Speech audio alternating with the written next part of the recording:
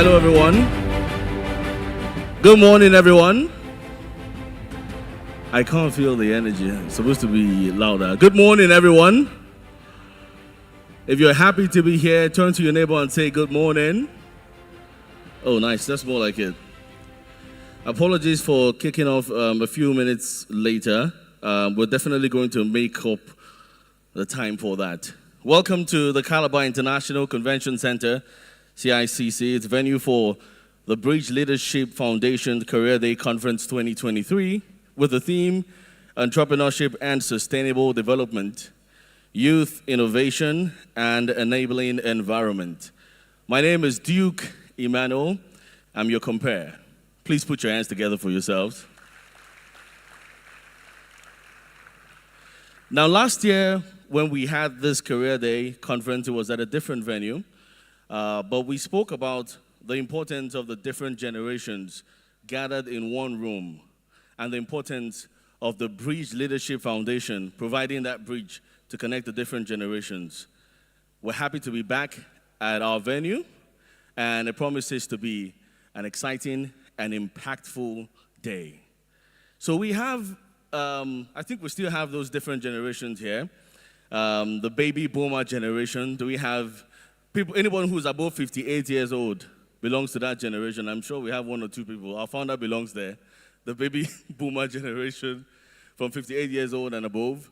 We have Generation X. The oldest from that generation will be 58 years old. The youngest will be 43. I'm sure we have a few people there. Then we have the millennials. The youngest will be 28 years old, and the oldest will be 42. I'm sure we have a lot of people there. Then we have the Generation Z. That's the popularly called Gen Z, between the age of 10 and 27. If you belong to Gen Z, let me hear you make some noise. Not them. Of course, we have Generation Alpha. The oldest will be 10 this year. I don't know if we have Gen Alpha.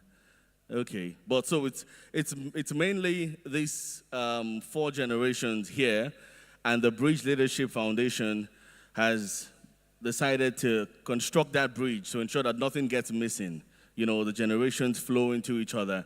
And I think that the Bridge Leadership Foundation deserves a round of applause. Come on, put your hands together for them. Been around for 14 years, yeah? This is the 13th Career Day Conference. Longevity is worth celebrating. It's super exciting to have this here, you know, at this time. As we start the event, we're going to agree to a few, I don't want to call them rules, I just want to call them, you know, regulations. So we will both be in agreement. Number 1, we're not going to loiter, right? Do we agree? Okay, so no unnecessary movement, right? No unnecessary whispers. You know, when you want to, you feel something and then you want to tell your friend and you go, we're going to focus on the screen, right? On the stage, we'll put our attention here. Do we agree? All right, so this one is very important. Everybody needs a notepad, whether it's digital or it's physical. So your pen and paper is very important. And if you have, you know, it on your mobile phone or your tablet or your devices, it's very important. So you put things down, right? Jot things down so you can, I thought we had Gen Z here. Jot things down so you can take it away, Abi? Nice. Oh, take things out. Oh, thank you for the correction. Nice. So it's a hybrid event, which means we're going to have 1 or 2 virtual speakers. And, you know, they'll also see us and interact with us. And I think it's very important that we get to contribute, you know, so we'll ask questions. And for that, every time we're done with the session, I'm going to request for people that have questions. You're going to put your hands up if you have questions. I will call you and point the numbers. We'll have you come up here. I'll give you time, you know, 45 seconds, introduce yourself and go straight to the question. If you cross it, I will cut you off. Do we agree? Okay, I see that we're agreeing to all these things. And very important as well, if you can take pictures, make short videos, post on your social media platforms, and tag TBLF. I'll let you know the handles that you can follow in a bit so you can ensure that this event trends and people can get to be a part of it. We're also live on radio as we speak, Hit FM Calabar. So for those that are not here, your friends that are not here, they can listen to us on the radio, or they can join via our different social media pages and get to watch the event and be a part of it. So you see, the fun thing is everyone gets to be a part of it. No one is left out. Once again, put your hands together for the Bridge Leadership Foundation. We'll kick off with an opening prayer. Permit me to invite my colleague. He's an ace broadcaster and a pastor. Please put your hands together for Idem Ita.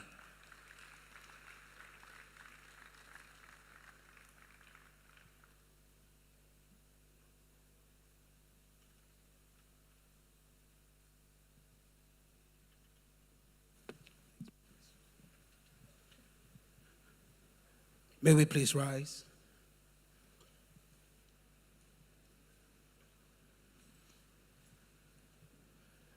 And so, Father, in the name of Jesus, we thank you for yet another privilege to have this gathering. Thank you for another day as this.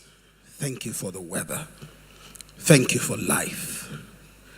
Thank you for how far you have brought the Bridge leadership.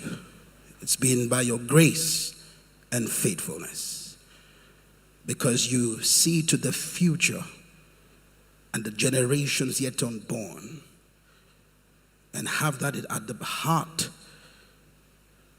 of everything that you think about, generations upon generations, passing the baton and giving them knowledge and wisdom to navigate the path of life, so that it might make sense in the short stay of their existence. Therefore, we thank you. As we have gathered today again to listen to the men and women that you have raised over time, share their experiences and concepts and ideas and strategies to help everyone here move forward. We ask, oh God, for effective delivery in all that they have to share, in the name of Jesus. We also pray that the hearts of your people will be made fertile enough to receive. And not only will they hear, but they will rise up with every nugget, every wisdom thought, to run with it, to run, to make sense, to make impact, to fulfill purpose, in the name of Jesus. We pray for more support as the years go by. We pray for helpers of destiny to support this vision and take it beyond lips and bounds to places and imaginations that they have yet to conceive. Thank you, my Father. We ask because we know that you will do much more and will rise up from here fulfilled to do exploits in the name of Jesus. It is done. And let the people of God say, Amen. And while we're standing, let's take the national anthem.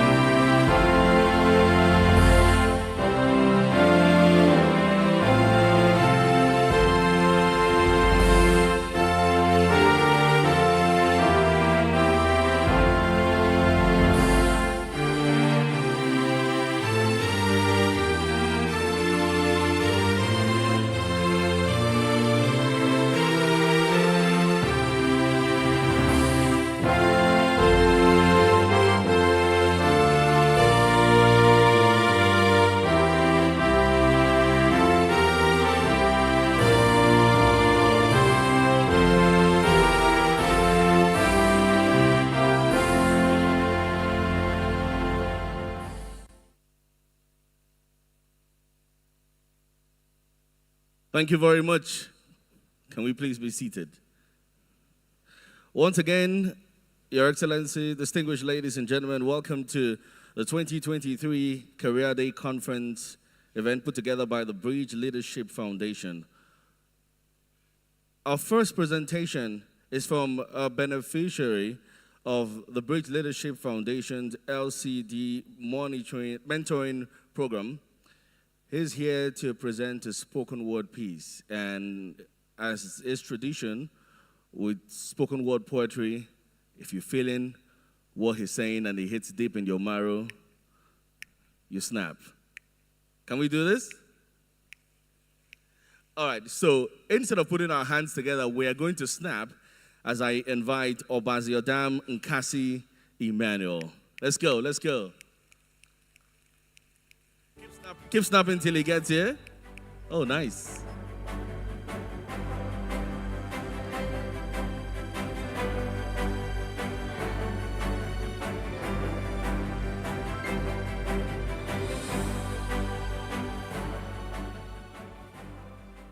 Good morning, everybody. So I'll be doing a piece that is dedicated to Nigeria and the Nigerian youth. Nigeria, the younger generation will ask you how we got here, why we came here and found nothing. They will ask you how we got to this point. That we travel outside, your children will travel outside and come back to ask you if really you are the giants of Africa. We will tell you how we boasted to the world that we are the giants of Africa, the kings of Afrobeats, the most intelligent human resources with high employability skills, but got dumbfounded when we saw the green card treated like criminals' papers. We would be dumbfounded, but we will open our mouths and these questions will pour out. We'll ask you what you did with 63 years of independence. And trust me, I will ask you if you will still celebrate this year. What are you celebrating? We will tell you what you did. We will ask you what you did with a population of over 200 million people, with the majority being youths. What's their impact? What effect? In Africa, our population is the majority, but when it comes to influence, we are next to poverty. We are minority. Believe me, we are going to open our mouths and ask you these questions. We'll ask our graduates and even the undergraduates, where are the dividends of your hard work and education? Nigerians, youths, entrepreneurs, creative minds, we would ask you for our infrastructure and our reports on how far we've grown. Our mouths will be wide open like potholes when we look at our state, and these questions will pour out. And finally, when we run out of questions, we would ask you, how was your night? Was the pillow that good? How long did you sleep when the world was moving? Please wake up. Arise. Good morning.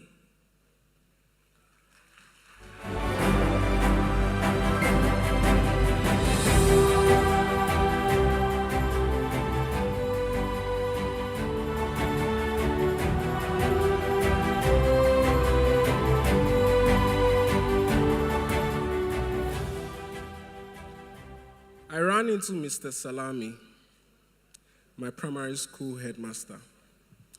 You know, he still has that face like Judgment Day. The mustache is longer and gray now, but those eyes of his, like halogen bulbs, have not changed very much. He saw me first as usual, but this time I didn't run. I met Mr. Salami in a beer parlor. He asked why I wasn't wearing my stockings, and we had a good laugh over it. I got him a bottle of beer and we married like men, Nigerian men. Men aware of the times, men aware of the price of fuel. My fellow man now in the labor market. So I told him I finally got his joke if he was trying to be funny every time he would gather us on the assembly ground singing, "We are the leaders of tomorrow, the future of Nigeria." And after so many years, I've been wondering if tomorrow is here. You see, the last time I checked my calendar, there is no tomorrow. The last time I checked the leaders of today, they don't work with time and calendar. They've been there since yesterday. Mr. Salami, perhaps power is this bottle of beer, intoxicating, and not many drink responsibly. Many don't like to share. But we're not here to talk about political drunkards, are we? No. If Nigeria was a beer parlor, we are all dancing to the same music, laughing to the same jokes about snake swallowing public funds or abduction of Chibok girls. The jokes are so recurrent they become music to our ears. I'm here to shake this table. I cannot bear with you anymore. Because when things get out of hand, endurance becomes suicidal. Every year, a significant number of professionals, including medical practitioners topping the charts, flee the shores of Nigeria for a better livelihood. More threatening is the migration of the finest minds. As erosion in Benue continues to wash away mineral resources on the topsoil, SAPA continues to wash away our human resources off our motherland to the west region. And we call this brain drain. Cash crops planted in our farms, shipped abroad for processing. Son of the soil, shipped abroad for master's degree. Graduates to job employment ratio is the equivalence of crowded canopies to rise in the burial I attended last week. I was starving to death when this lady passed me by with a food tray and said, "I'll get back to you." Well, she never got back to me, nor with rice or plantain. An email from the job opening I applied never got back to me. N-Power grant never got back to me. The visa attendant never got back to me. And just this morning, my landlord came back to me. Well, let's leave it there just in case it's here. The future we have all been waiting for is here. We are the leaders of today, not tomorrow. The past have been a nightmare, but the dream is still alive. It's there beneath a coat of arms, if only you can see. Unity and faith, peace and progress. Remember these words, for they are the pillars of our amalgamation. Remember the song, the anthem we've been singing from kindergarten, for that is the foundation of our patriotism. Arise, O compatriots, Nigeria's call obey. Arise and defend your name, giants of Africa. For the change we desire will not come from the office of power, it will come from the place of leadership. And that change is a collective responsibility, not a government assignment. To build a new Nigeria, we must first start with the reconstruction of ourselves, our mindset and citizen character, knowing that the tiny little things matter. The tiny trash you carelessly threw by the roadside, the tiny piece of paper you snuck into the exam hall, the tiny minutes you couldn't wait for your turn at the ATM stand and had to make trouble, the tiny tribal remark in the bus, "Organa, your state be this." The tiny vote, the tiny change you sold your votes for, the tiny things matter, like the trash you properly dispose, the tiny act of tolerance for Abdul or Timothy, who eats differently from you do, talks differently. He even looks different from you, but very much is Nigerian like yourself. The tiny solidarity with government, these tiny democratic gestures matter. To build a new Nigeria, we must then invest in the creativity of our individual skill sets in the United Project. A project where, whether you're a poet or a fisherman, bring your lines. Whether you're a basketballer or barrister, bring fair play into court. Whether you're a civil servant or tennis player, deliver the best service for Nigeria. And the next time the governor or that mama put down the street promises us roundabout, let us see it. When the policeman cocks his gun, is the intention to trigger change. Will bus conductor Atetime then park quietly give me my change? You see, every hand is interconnected. Nobody is left out. Nigeria is all we've got. We must rebuild these collapsing walls.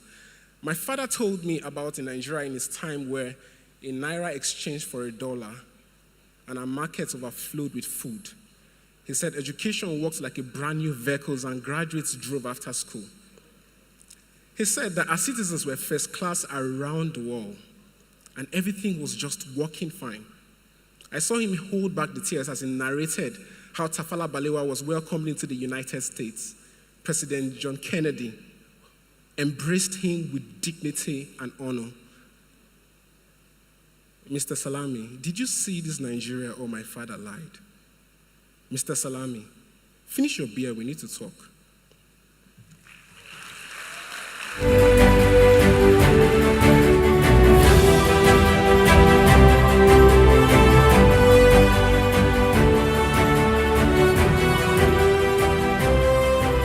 One more time, please put your hands together for Jim Ade and Obaziodam Nkasi Emmanuel. You're free to clap now, yeah? Okay, the hall is alive, right? We're ready. Are we ready? Okay, feels like that side is ready. All right, to kick off this, we'd like to take our opening remarks from the founder of the Bridge Leadership Foundation, the man who had the vision to build that bridge to connect these generations that we mentioned earlier. Please put your hands together, a standing ovation if you might, for the former governor of Cross River State, His Excellency Senator Leal Imoke, CON.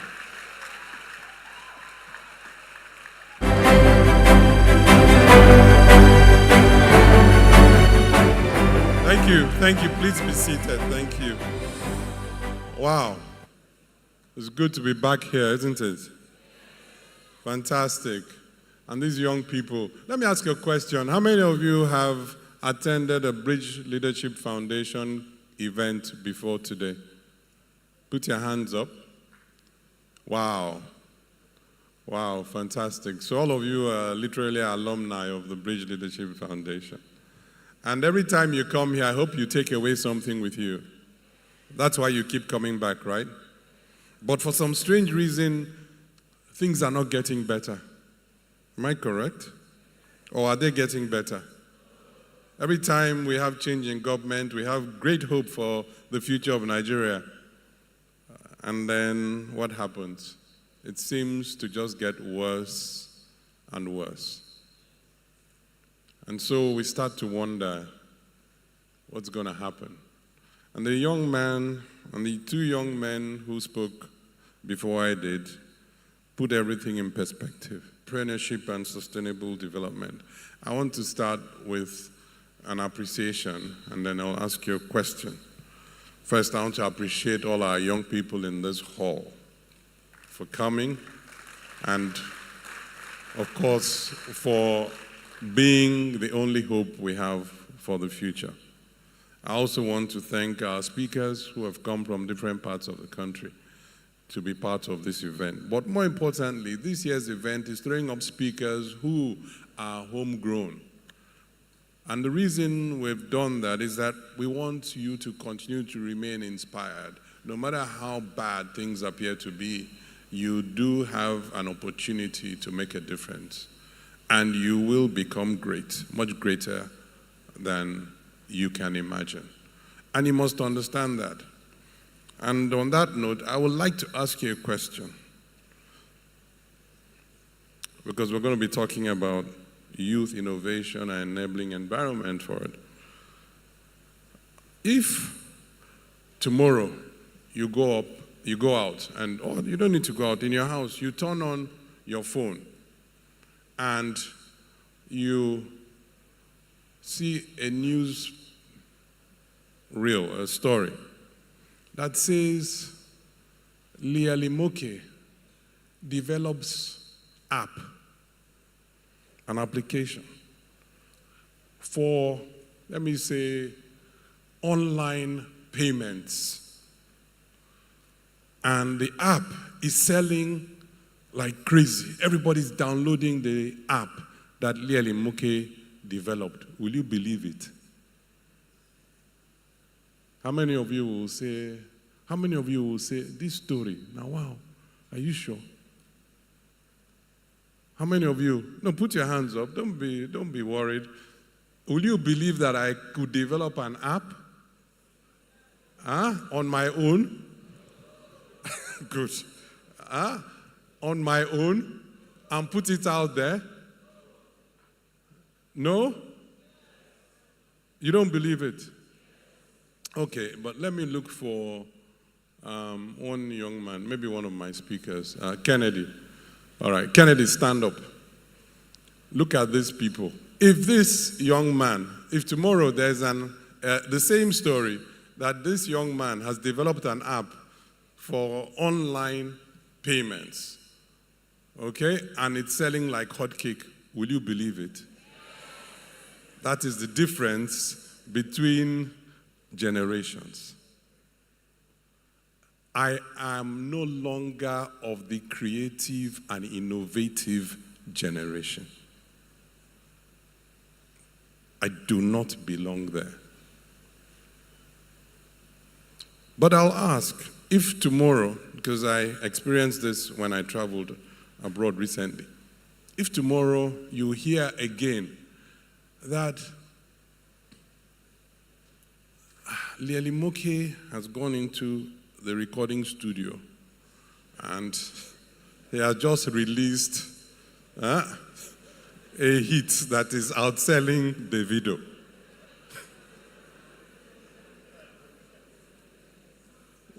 Will you believe the story? Will you look for my hit? You'll be looking for it, right? Because you don't believe it, not because you believe it. Again, if, on the other hand, you hear that one of those people who's auditioning in the next room, I think they're having an audition in the next room for what they call Nigeria's Got Talent or something like that. If you hear that one of those persons from Calabar has released a hit, maybe like, I remember, in Cross River State, in those days, we used to have the Calabar Festival. And a lot of you may not remember, but people like Kiss Daniel and, what's his name? Wizkid started here and became superstars. But none of us in the older generation can release a hit today that will sell 10 million copies. So this generation is largely unproductive. That is our reality. So for us, what next? And that is why today we're going to be talking about our innovation, our creativity, and of course, the importance of entrepreneurship. We picked a theme that we think is particularly relevant at this moment. Today, our country is facing runaway inflation. The unemployment rates continue to go through the ceiling. Our youths are despondent. Our quality of education continues to fall below standard. And there's none of you here in this room who's responsible for that. None of you in this room is responsible for that. And so you're faced with a situation where, whether we like it or not, even though you're not responsible for our current dilemma as a nation, you still exist in this environment and must take some responsibility for your own future. And why I started this way is so that I can put all of this in perspective. I was in a country where they don't speak English. I was in Spain, and I went up to one environment, and there were only Oyibo people, and I looked around. And as I was moving around that day, I now heard Nigerian music playing in this place. So everybody from Kiss Daniel to Tiwa to everybody, all their music was playing. So I waited and I said, no, this must be a one-off thing. I waited for a few minutes because I was awestruck. Spain, Nigerian music. And I waited for 15 minutes, 30 minutes, Nigerian artist. 1 hour, Nigerian artist. I said, no, don't they have Spanish artists? The whole evening, the only music that was played in that place in Spain was Nigerian music. I went back a couple of days later, and guess what? The only music that was still playing was Nigerian music. I'm calling it Nigerian music because the artists are Nigerian. But it is no longer Nigerian music. It is international music being played by Nigerian artists. That music that I heard was being performed, created by young people who belong to your generation. So I could never write that music. I could never understand it. I could tap my leg to the beat. I could shake a little bit and try and move. But if I tried to dance to the music, my children will look at me and say, "Daddy, what is going on? Are you okay?" So that means that my own generation has failed in many ways. But having said that, we now look at the future and the reality of the future. And that's what we're going to spend today talking about entrepreneurship and sustainable development. These are the two key pillars to achieving economic growth and social progress, and of course, environmental protection.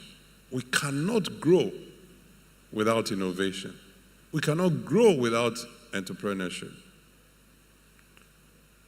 We cannot realize our vision as individuals first before we talk about our vision as a nation without being creative and innovative.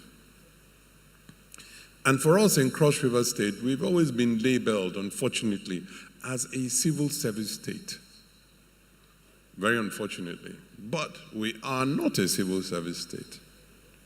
We are a productive state with young people who can and have the capacity to thrive, who can become great leaders for tomorrow. And so this is what the Career Day is all about. It's about the youths and the future. It's about the role that you can play in and to your own ideas. So I want you to sit down, young people, like you always do.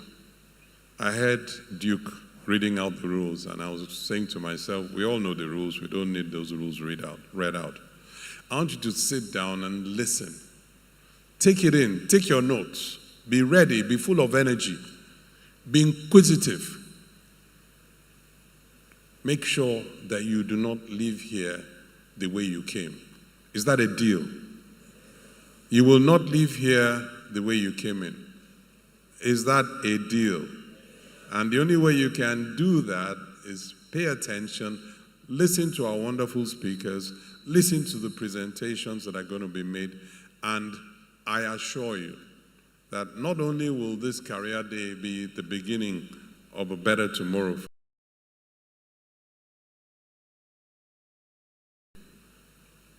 you will take the bull by the horn and you will become an innovative, creative entrepreneur that will determine the future of Nigeria. Thank you, and God bless you all.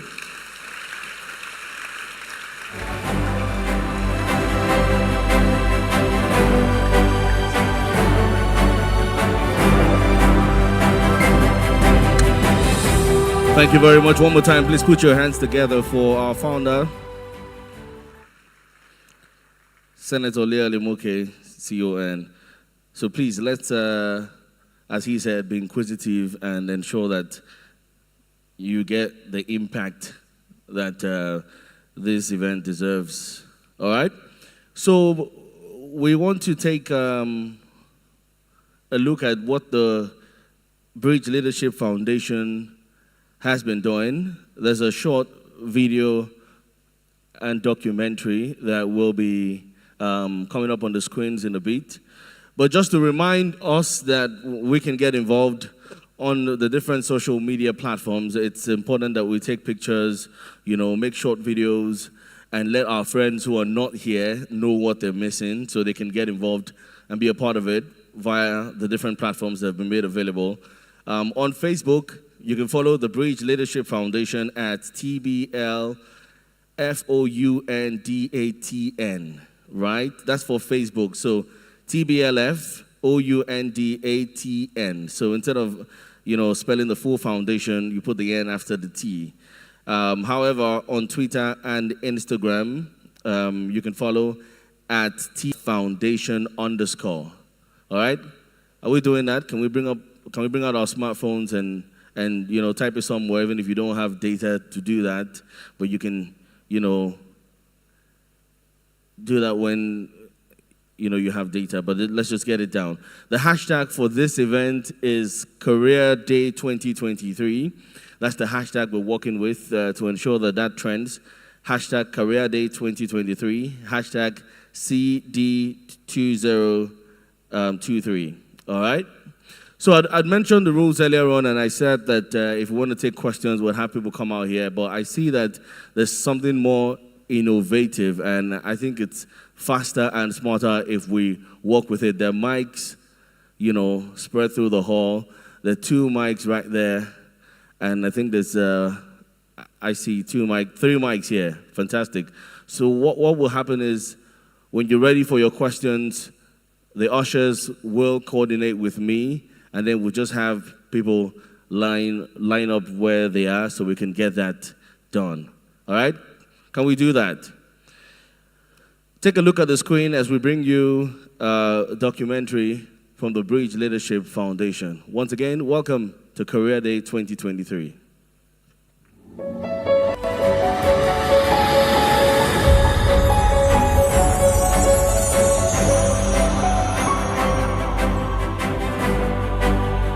My name is Emmanuel Kamupo, a 300-level student of biochemistry and the national president of the Nigerian Society of Biochemistry Students, NSBS Nigeria. I am a beneficiary of the Bridge Leadership Foundation from 2015 when I was in JS3. The scholarship has helped not only academically, but also has helped build my leadership skills and made me a figure that people look up to right from my secondary school days.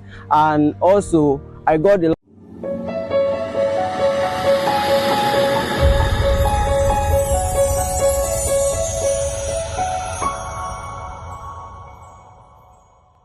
My name is Emmanuel Kamupo, a 300-level student of biochemistry and the national president of the Nigerian Society of Biochemistry Students, NSBS Nigeria. I am a beneficiary of the Bridge Leadership Foundation from 2015 when I was in JS3. The scholarship has helped not only academically, but also has helped build my leadership skills and made me a figure that people look up to right from my secondary school days. And also, I got a lot of things aside the money, the cash prize. I got the textbook, notebooks, and school bag, which helped me all through my secondary school. And throughout then, I've been a leadership figure around my peers. My journey as the national president of biochemistry can also be traced from my coming in contact with the Bridge Leadership Foundation. because when I went for the conference, people saw the leadership skills in me. That gave me an edge, and even the delegates saw that I am somebody they should rely on, and they voted for me. So currently, I am the 52nd national president, the 52nd and current national president of the Nigerian Society of Biochemistry Students, NSBS Nigeria. Thank you very much for having me. My name is Mrs. Odotukpono Henry Asanga. I'm a staff of Hope Odell Institution, and the school is located in Calabar Municipality here in Cross River State. We are proud of the Bridge Foundations for the immense contribution they've done to education, whereby both the teachers and the students have also benefited from their training. Early this year, we had a training from them on mentorship. And I want to say that I am very happy that what I was being taught, have practicalized it, and I've seen it working in the classroom setting. Why am I saying that? Before now, handling of conflict in classrooms, it was a difficult thing. But now, we can handle conflict between student to student, staff to student, very comfortably. And also class control, because of you teaching and disturbances from students, you can be able to control the crowd as a teacher, to be able to get their attention. So with that Bridge Foundation coming to give us that tutorship, I don't think it would have been possible. So I want to say a very big thank you to them, and I pray that God should make them to continue to have the mindset and now ask for sponsors to be able to help them to carry out this mentorship program they are doing, because it will help to develop the students, the teachers, and it also brings development and growth to the nation, likewise the country, making the world a better place, because education is the bedrock of knowledge. My name is Ewa Favor Ikpi. I am an outgoing student of the West African People's Institute, a native of Yakko local government of Cross River State, and also a mentee of the LCD program. Well, I have benefited academically from the LCD program in the sense that I was actually inspired to work harder. The day I received the scholarship award, I went back home and everyone was so happy, and I was fulfilled, and I was inspired to work harder. I want to use this medium to thank the Bridge Leadership Foundation for actually making me a better version of myself. About 3 years ago, I had this phobia for talking in class, but as a result of the lessons I got from the Bridge Leadership Foundation, I can boast of being a better version of myself. I want to once again thank the Bridge Leadership Foundation. My name is Dr. Mrs. Ketatu. I'm a counselor and also a vice principal academic in Margaret Ebo Secondary School, Calabar, situated at number 119 IBB Way, Calabar, in Calabar municipalities. My experience so far with the mentoring program has been very rich and rewarding for me. And in fact, it's been exciting and also inspiring. As an educator, I want to say that the mentoring program has really helped in my professional growth by developing my teaching skills, and also helped me to stay updated with the current trends and advancements in my field. The students' zeal and commitment to this mentoring program has been commendable and highly inspiring. And some of the changes I've noticed in my students is that the mentoring program has actually helped to improve their academic performance.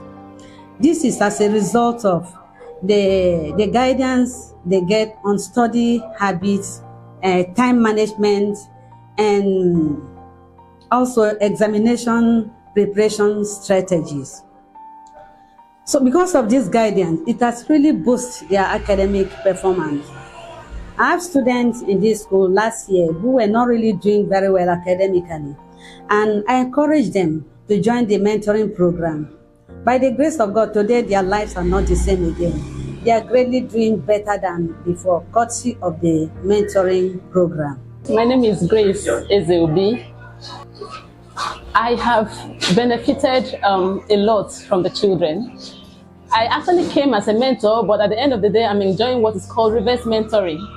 The children are helping me improve my interpersonal relationship, my communication skills. I keep engaging with them. the more I mentor them, the more I know how to mentor, which before now, I could never identify as one. And then I'm seeing my children, moving from a place of zero, to a point where you can actually put your hand on tangible change. All of us started our lives at that point where we didn't see how we fitted into the big puzzle of life. We are just basically existing. We don't see what our role is in the cycle of life. But then we get to the point where we begin to ask ourselves questions. Who am I? What am I doing here? After here, what next? And that's where these children are. They are beginning to answer for themselves this question. And I think that for them, they are a bit lucky because they've gotten to this point in their lives quite early enough. Some of us realize it in our 20s, in our 30s. But here they are. And growing up, life really has no manual. I think that the manual for life is actually those who have gone ahead of us. And I see these children as particularly lucky because they have people who are holding them by the hands, helping them to avoid some of the mistakes that we have made, helping them to take the decisions for themselves that we were not able to take at our time. So for me, it's like I'm reliving my childhood in them and then helping them to help us achieve the vision that we have of society. We want a sane society.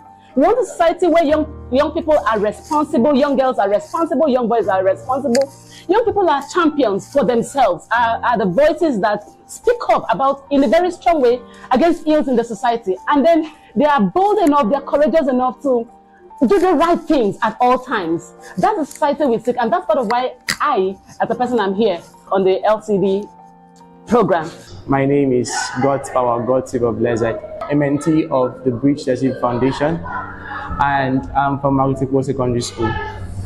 The Bridge have really been a wonderful platform and a wonderful organization that have come into my life because through their LCD programs, they've been able to impact in me the necessary knowledge I need to become an extraordinary leader to my society.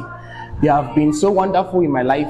I can remember before I joined the Bridge, I always have this stage fright problem. But ever since I joined the Bridge, they taught me self-esteem, and that have really helped me in my life, in my leadership in the school as a senior prefect, because I'm always addressing the students with confidence and no fear. So I want to really say a big thank you to the Bridge for what they have done in my life and for the impact they have created in me.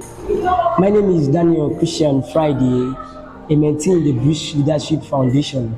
I joined the Bridge while I was in SS1, and the Bridge has really impacted me in terms of my academics, because before I joined the Bridge, I performed poorly in my academics because I had more failures than passes. So the Bridge has helped me in a sense that the kind of topics, their models, as we strategize my life and make me to be more serious and focus on my academics. So I say a really big thank you to the Bridge Leadership Foundation.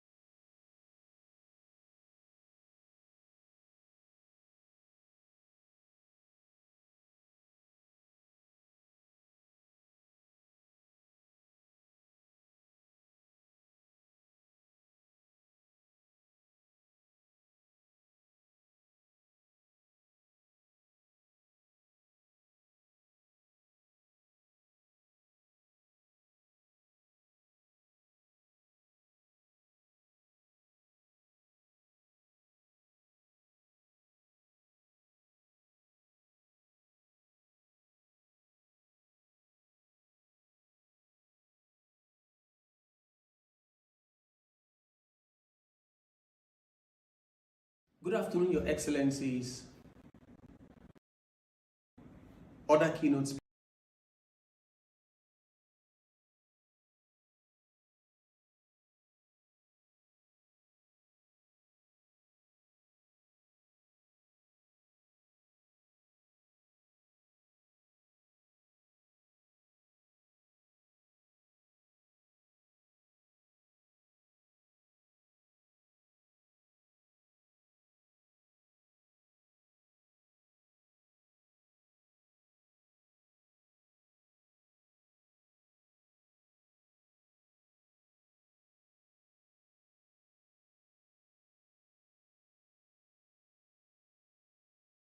speakers, other keynote speakers, emerging entrepreneurs, and other dignitaries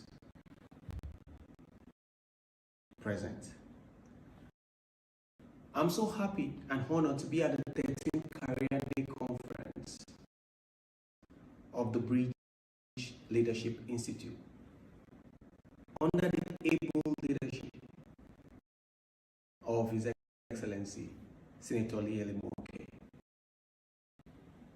My name is Basi Eyo. I am the founder of Payport.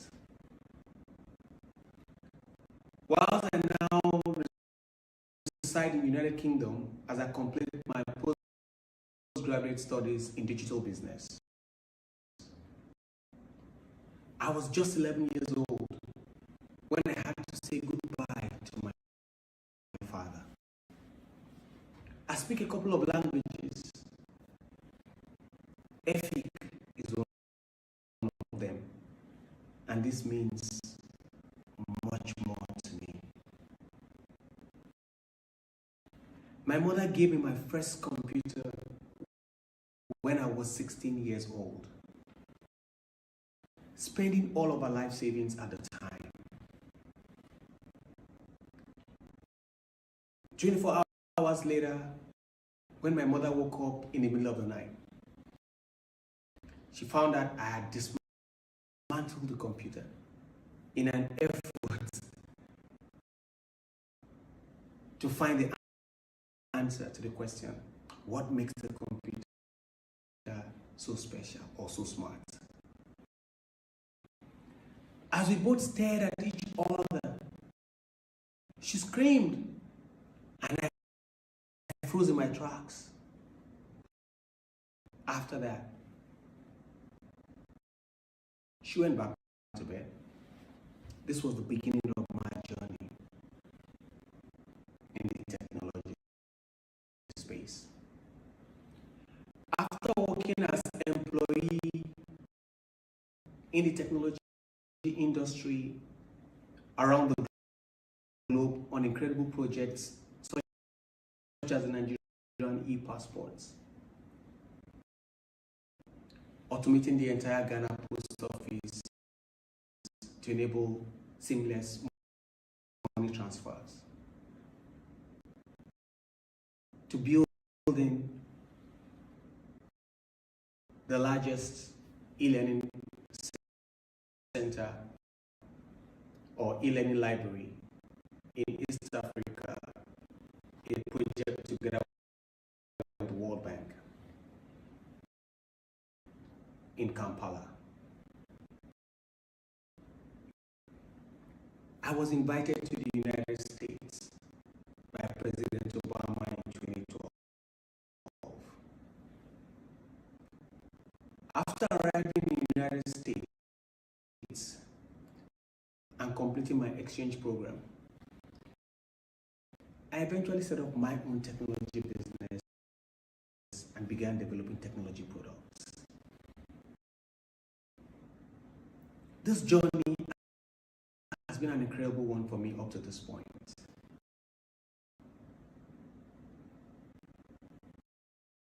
My goal here is just to share my story and to discuss my experiences as an entrepreneur. What has been successful for me, as well as the many different areas in which I have goofed.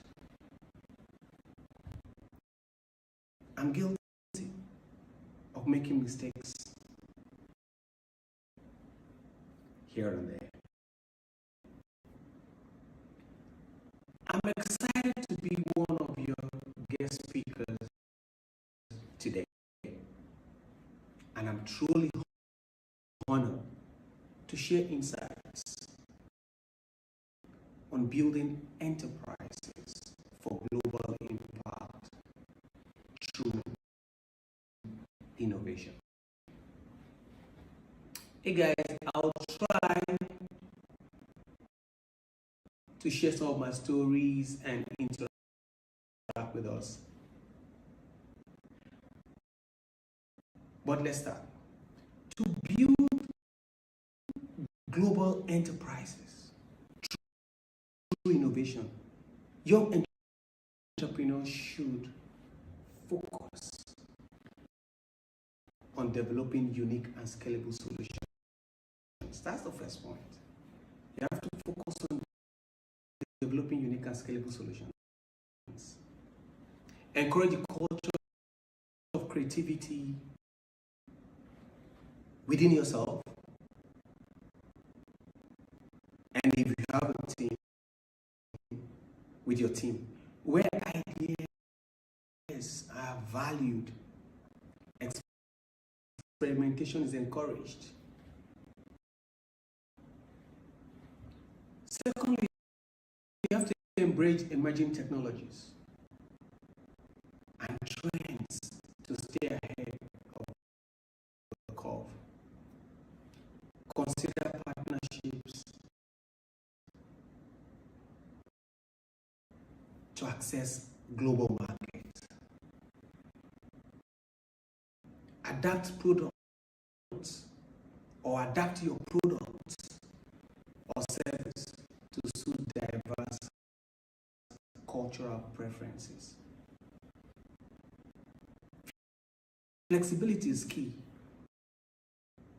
to meeting the demand of a global audience. There are a couple of questions that I get asked from time to time, and I'm very sure it's in the mind of some of us here. How can young people grow above playing it small in business? How can I, like they always say, how can I blow? How can I?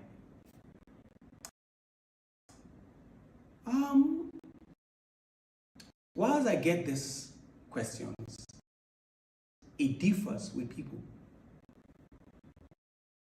based on your experiences, based on your exposures, based on the support systems you have. But I'll share you a few steps. Firstly, I want to say you have to identify a global problem.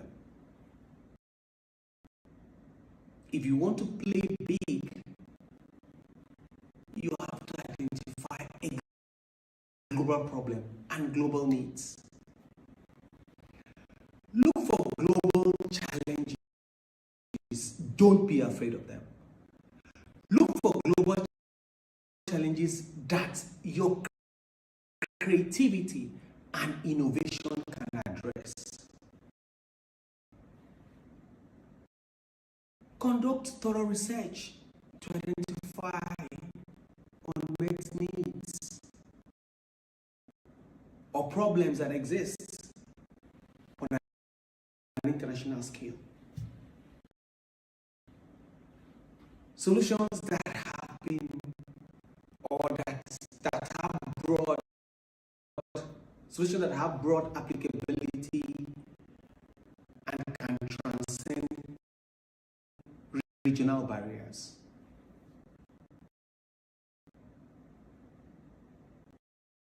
Those type of solutions are more likely to have global impact. Understand, hear what I said. I said solutions that can transcend regional barriers. So that means it doesn't matter where you are right now geographically. Whatever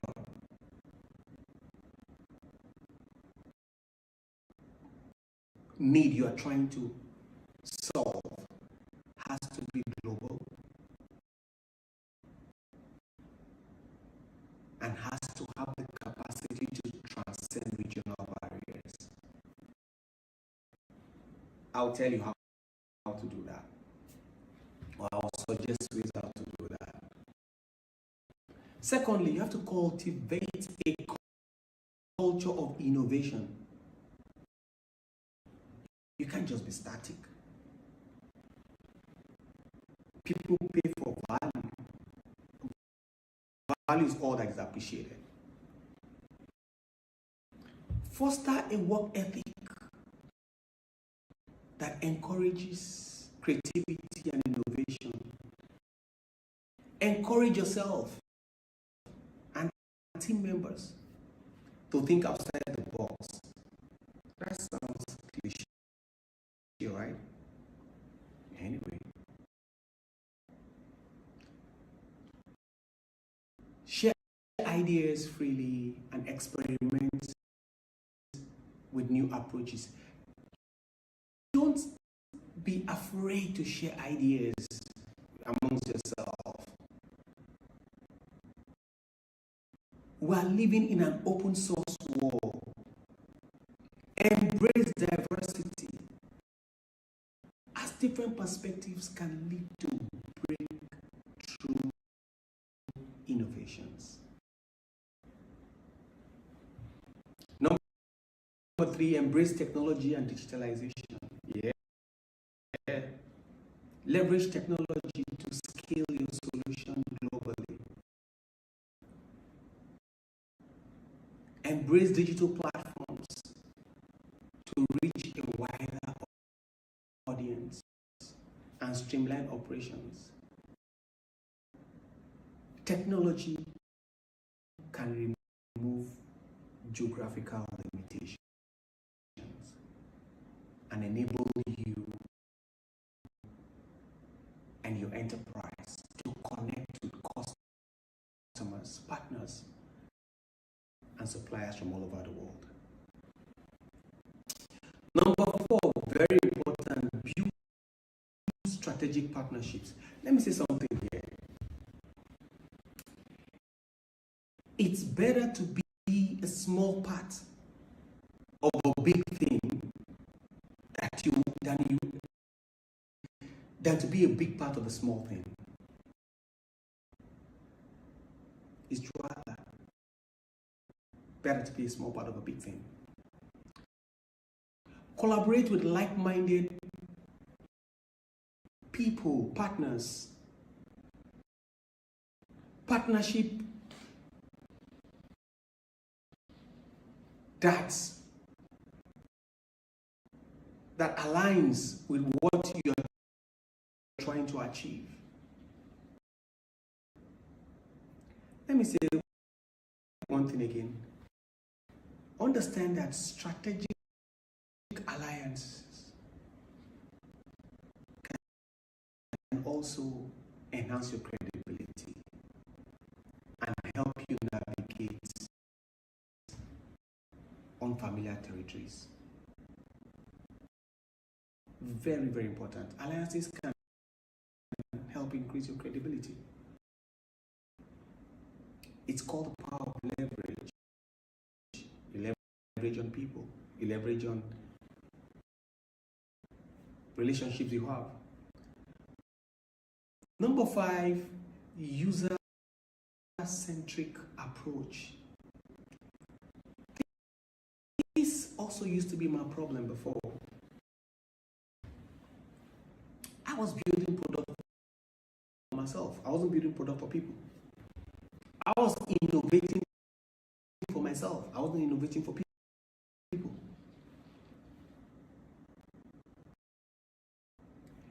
Keep your focus on the end users and their needs. There's a tendency as entrepreneurs for us to be carried away by some very beautiful ideas and all of that. That might just be solving your own personal problem. It might not have a global impact. So keep your focus on the end users and their needs.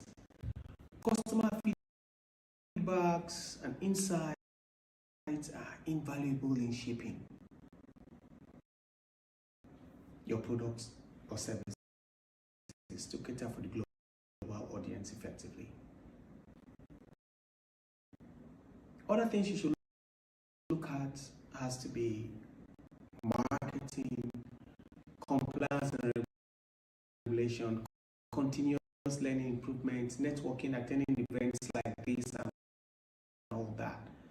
However, guys, remember that building enterprises of global nature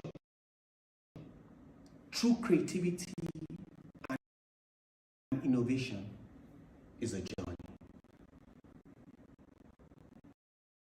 It requires resilience, adaptability, and a passion for making positive impact on a global scale.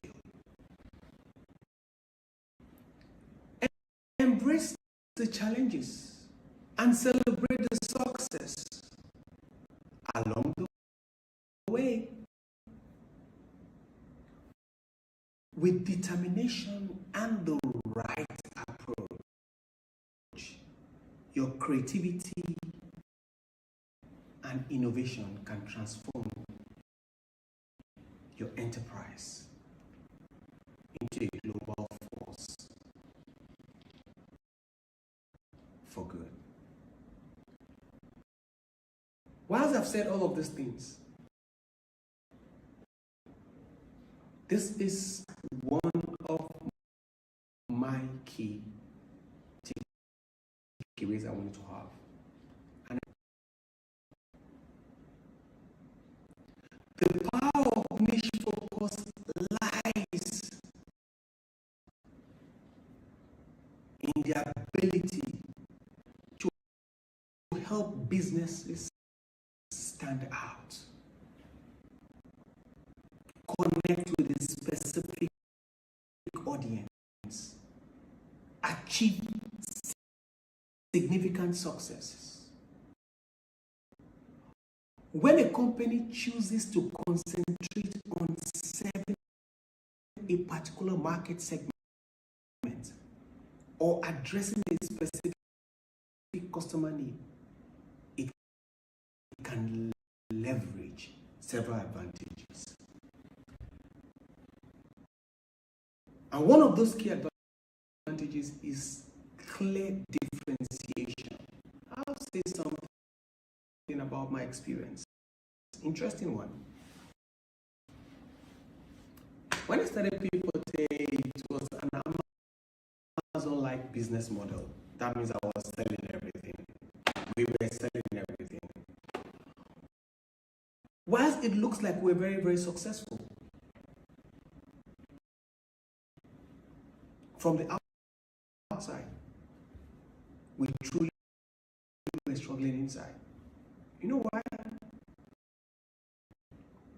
We didn't create a niche market for ourselves. We're very quick to copy the Amazon model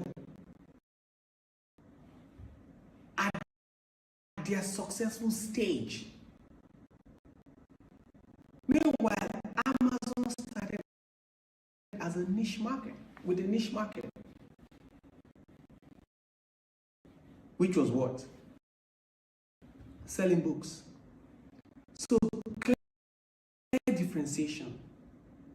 This allows businesses to differentiate themselves from competitors by offering unique products and services tailored to a specific audience. You know what? They sold books successfully. When they sold books successfully, they made money.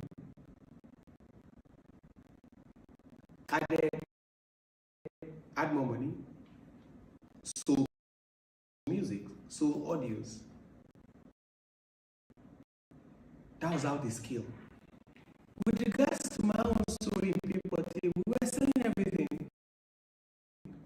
Well, then we decided to be a niche market. Of course, this came at a cost. We decided to focus on fast fashion. Not just fast fashion for young women or for women, not just for every woman, for young women, not just for every young woman, but for women that are typically between the ages of 18 to 30. This enabled us to craft out a new vision that was able to differentiate us, which was simply clothing Africa in body, mind, and spirit to inspire self-confidence and self-belief.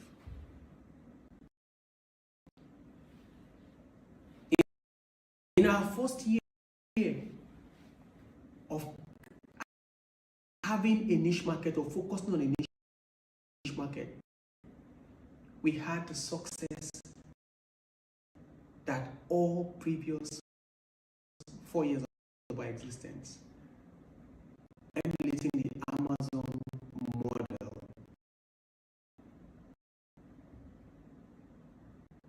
We eclipsed it.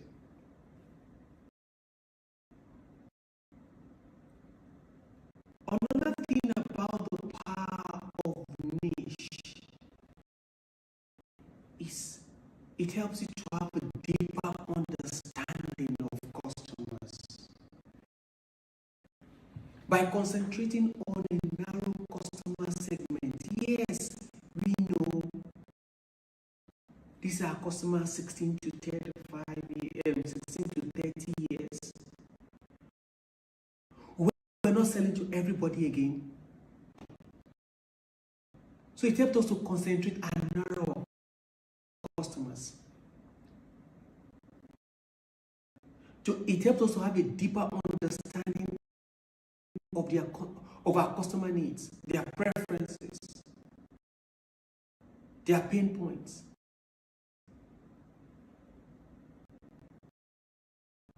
Number 3, on the power of niche. It helps enhance brand identity. They know you for something. What do you do? Niche-focused businesses can develop a strong brand identity that resonates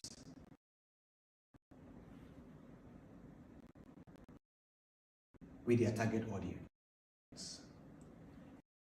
A focused brand message helps create memorable and authentic brand image. Now you have a focused message, making it easier for customers to associate with your brand. Because there's a specific need. Number 4 on the power of niche is cost efficiency. You're not just throwing your money away. You're not just doing logistics. You're not just thinking of tech. You're thinking of operation. You're thinking of selling this. You're thinking of all of those things. No, you're not focused. You outsource what you need to outsource and focus on what you need to focus on. By targeting a specific niche, businesses can optimize their marketing efforts. You know, marketing, of course, that's actually like a whole. You just keep spending money. Instead of trying to reach a broad audience. You can focus on channels and campaigns that are more effective in reaching your target. So now, if I'm doing ads, I'm just targeting a set of people, which has helped me to save costs rather than advertising to the entire 200 million people or advertising to the entire continent at the time.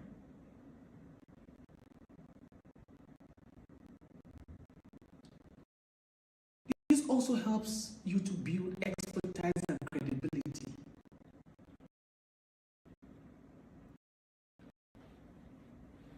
That's part of the power of the niche.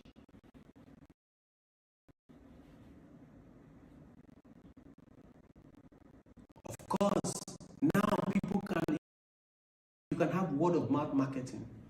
People can talk about it because they're satisfied.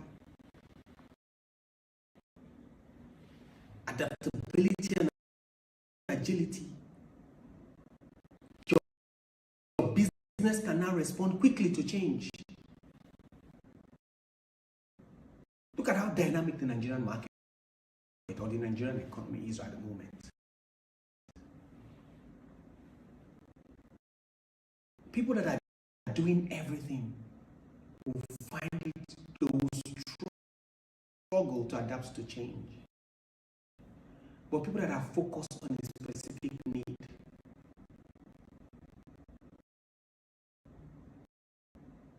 will be able to scale. Being specialized allows you to be agile.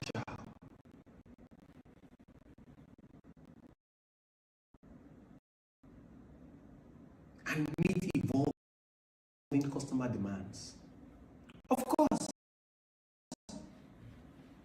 it reduces competition because when we're selling everything, we're competing with a lot of people. Focusing on a niche often means facing less competition than businesses targeting a broad market. This reduced competition, yeah, because we're just doing this. Doesn't mean that there are no competition. Of course, this brings about sustainable growth. Overall, the power of niche focus, lies in the ability to create a strong and sustainable business model that caters to specific needs of a well-defined customer base.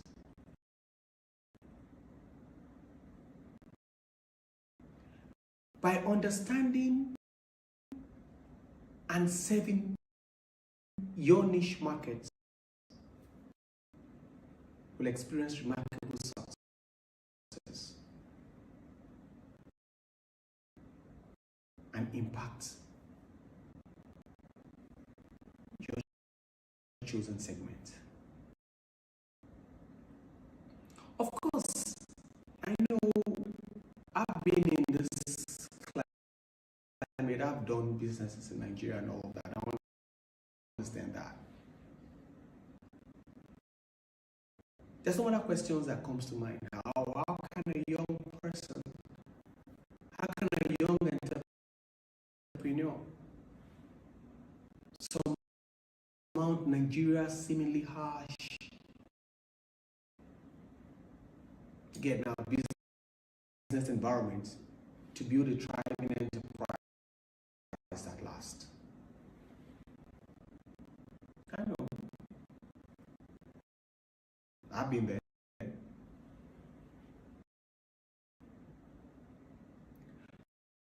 Surmounting Nigeria's seemingly harsh business environment requires a combination of three things: resilience, adaptability, and strategic thinking.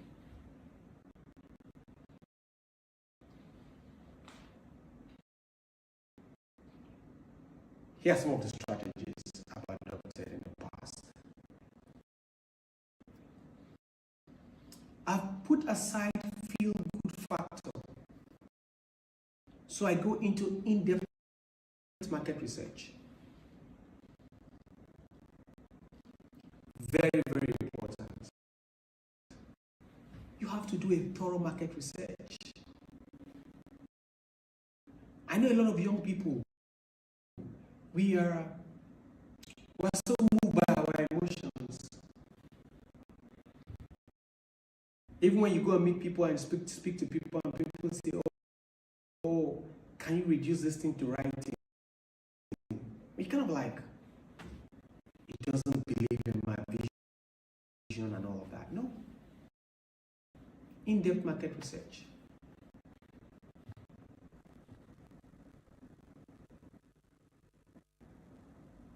Has helped me to scale in the Nigerian environment. Networking and collaboration. Like I said before, it's better to be a small part of the big thing than to be a big part of the small thing. Build strong networks. Don't say it's coming to take my business, it's coming to take my ideas and all of that. I hear a couple of people when they come to my office, they will like, I have this beautiful ideas and I want to sign non-disclosure and all of that. Hey, no. I don't sign that. If you have a beautiful business idea and you come to me and you want us to see how I can give you suggestions and how we can go fine. Well, you know why? We're living in an open source world. Look at Android today. Android is open source. Look at Google. A lot of the Google tools are open source. They didn't say that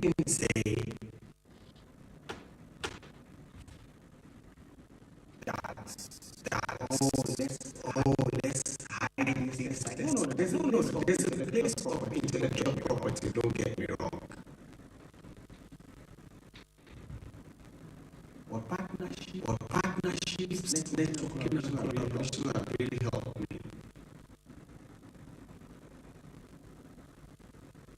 Of course, you have to have good financial management. Most entrepreneurs or business founders were not really very good in managing our finances. But effective financial management have really helped. And will really help.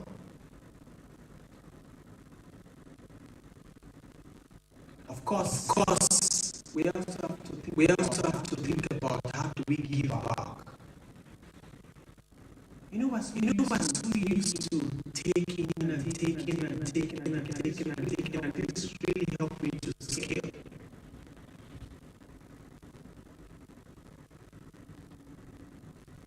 You have to demonstrate the commitment to social impact. This will help you foster some goodwill and trust among customers. Yeah. That's really helped.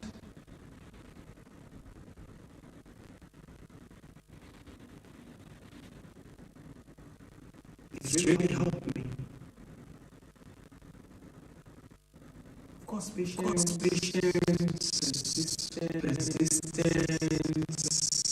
perseverance, looking at how to risk mitigation,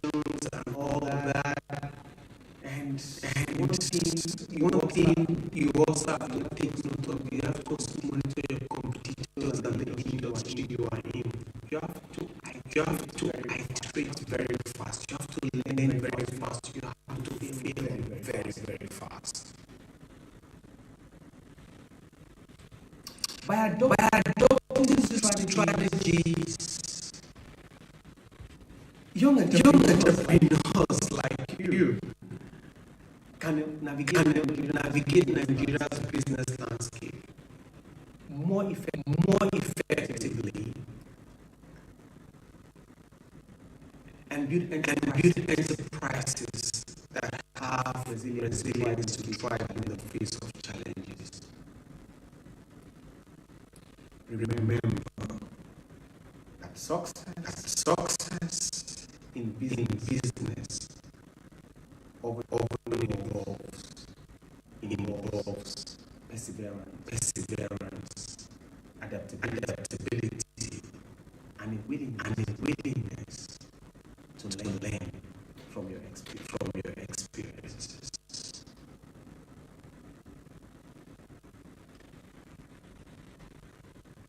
These are just a few of the things that have really helped me. But I know one very major issue. Maybe some of you guys are waiting, didn't mention. I'm going to talk about it. Funding. Yes, funding. Very, very, very important. But let me tell you something about funding. If nobody in your family, in your very close circle, maybe say your church or your religious gathering, your faith, if nobody, like I was saying, whatever you call family, cannot trust you with their money on your dreams, it will be very hard for an outsider to trust you, because money likes to fly together. So you come tell me you have this whole beautiful idea. No member of your family is ready to support you. When I say funding or capital, I'm not just talking about cash out of pocket. AUB, I have this beautiful idea and blah blah, but I need some funding and blah blah. By the way, my uncle has given me his land at the back of his house to use to start. My mother has given me or supported me that. My uncle has enabled me with this. Somebody around you must start that. But no matter how little, it's always easier.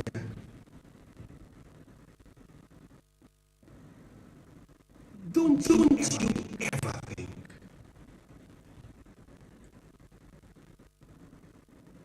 that you want other people to come and fund your dreams. No, you have to fund it yourself. You have to show some level of sacrifice. That's way. In my story, it was my mom. Very well. She was a teacher. Civil servant. She had only one house, which we're all struggling with.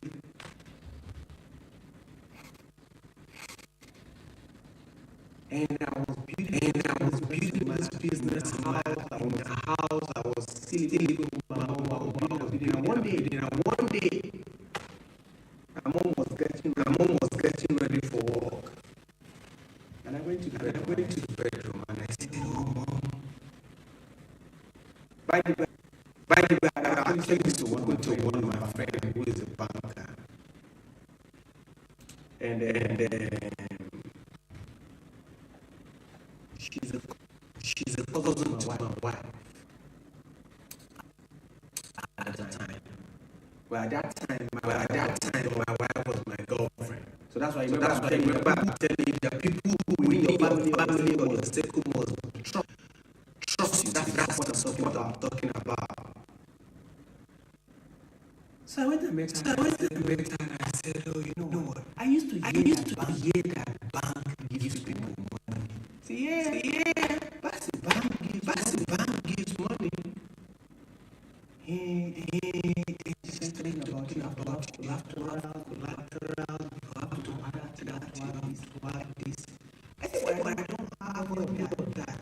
She told me that there's something called third-party collateral. I said, third-party, what does that mean? Somebody that trusts you can give the bank a collateral, and then the bank gives you the money. And I said, okay, thank you.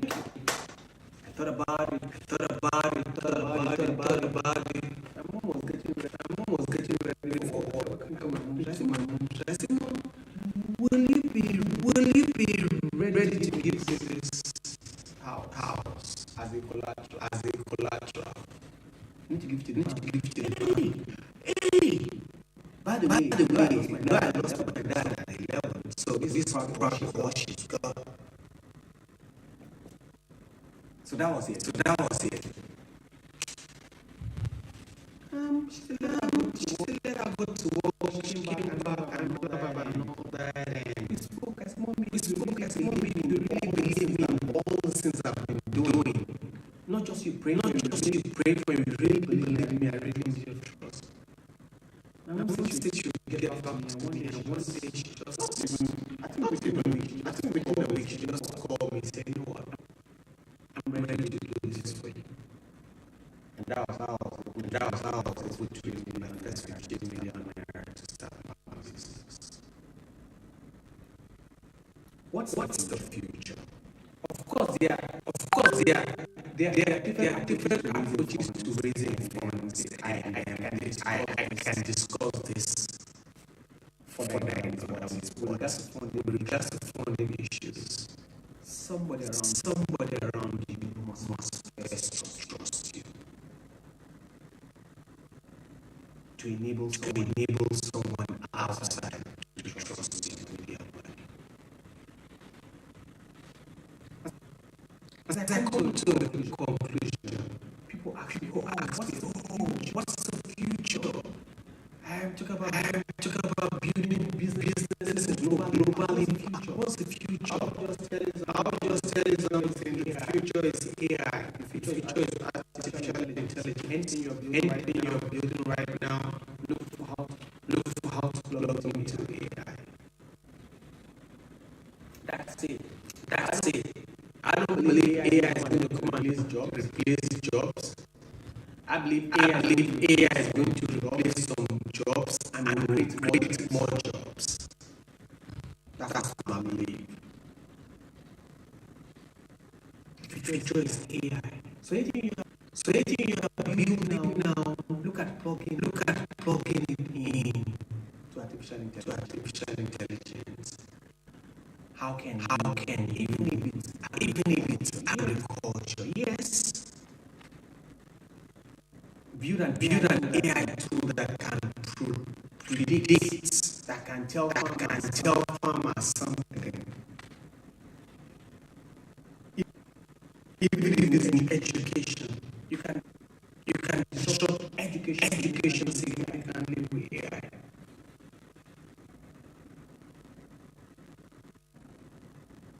So much can be done. And I really believe that everyone listening to this, most especially the emerging entrepreneurs, that on this 13th career day, this will mark a turning point in your life.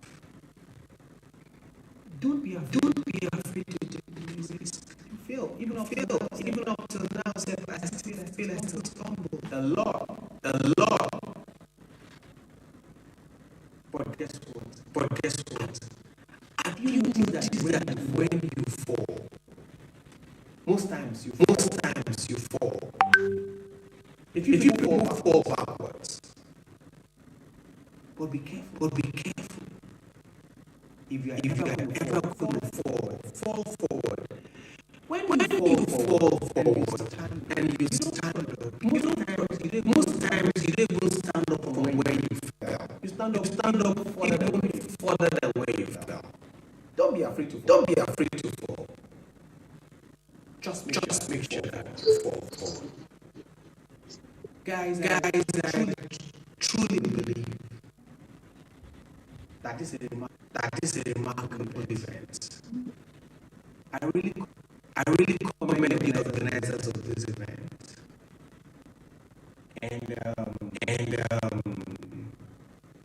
I've actually also mentioned to them that I'm going to share slides of this presentation. So if you're on their mailing list, I'm pretty sure they're going to circulate it. I already mentioned that to them. No pressure on them. I'll circulate. I'll send it like the slides for this presentation. I also want to thank His Excellency once again, the founder and the convener of this event. It's courage to support young people. It's courage. It's courage.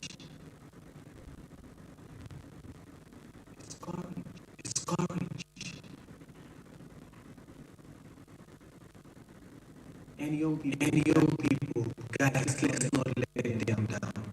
Let's not walk around with ideas and wishing somebody should come and fund my happy idea. No, pray to put in the work. Some of you guys are carrying phone you are carrying today can even serve as a seed capital for that great business you're about to start.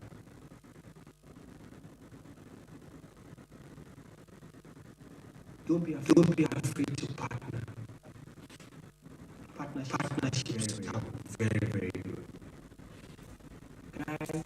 Guys, I'm so happy to be here, like I said, and it's a great honor to be speaking to you guys. And I think I can keep going on and on, but I always believe there's a time you get talking too much. So guys, I'm really happy, and thank you guys for taking your time to be here and listening to me. I'm very open to questions. If you have questions, you can send any questions in, and I'm ready to answer them. Thank you very much, and have a nice day.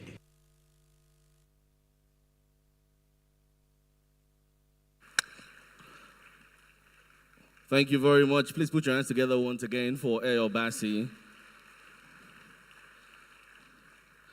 Apologies for the audio quality there, but I'm sure we got to, listen and hear what he had to say.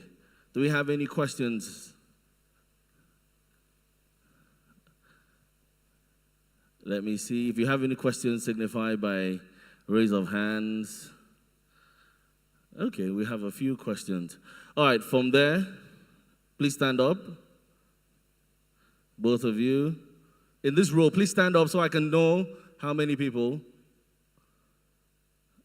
I thought I saw a hand there. Okay, please stand up. Okay, I saw a few hands here. All right, both of you, please stand up.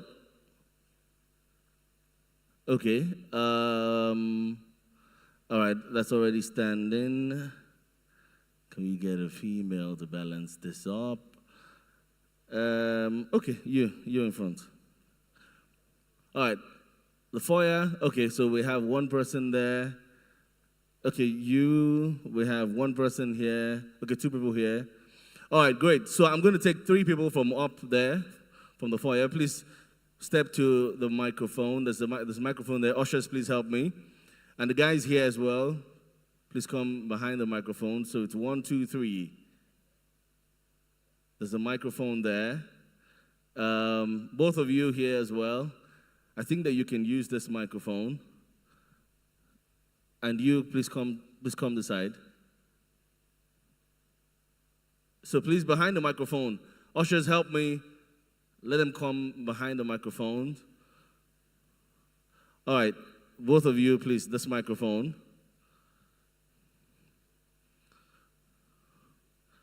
All right. I need Ayo to confirm that you can hear us. Can you hear us, Ayo?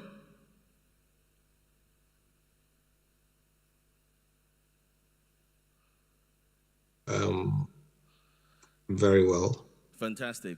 All right, so you just introduce yourself and then go straight to... I don't know, can you hear me? Yes, we can hear you. We can hear you loud and clear. All right, so introduce yourself and go straight to the question. I'm going to start with the guys here. Am I right? Can you hear me? All right, go ahead. Yeah, I can hear you, but I don't know if you can hear me. Yes, we can hear you, Ayo. Let's hear the questions. Go on.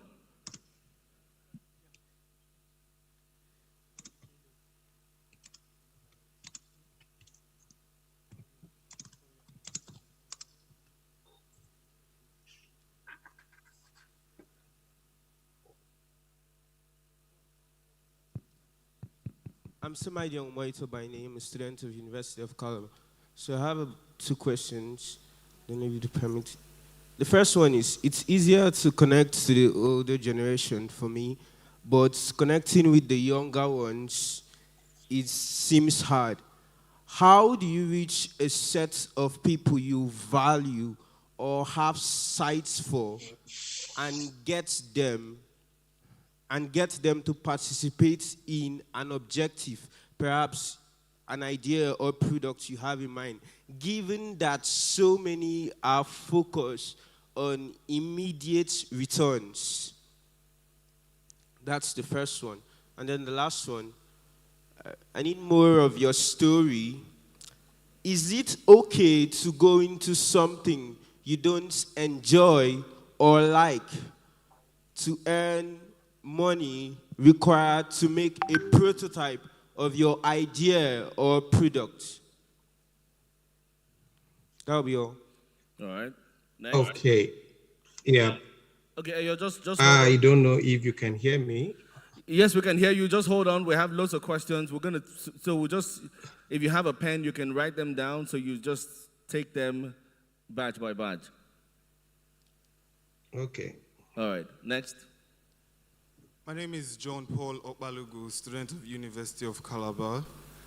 I have this fear of sharing ideas with people because somehow I feel like sharing the idea makes it vulnerable for another person to pick it up. So how exactly do I go about such situations? Because personally, if I'm unable to fund a particular idea, I don't feel confident sharing it with anybody. I feel like you said something about not signing a non-disclosure, about someone who wanted to have the non-disclosure agreement. So in such situations, what's the best way to go about it? Do I just go into agreements with people that I'm scared they might just steal my ideas without actually having a non-disclosure or like... Okay. Thank you. Next, please. Hi, my name is Rosemary Efumedem, an aspiring animator.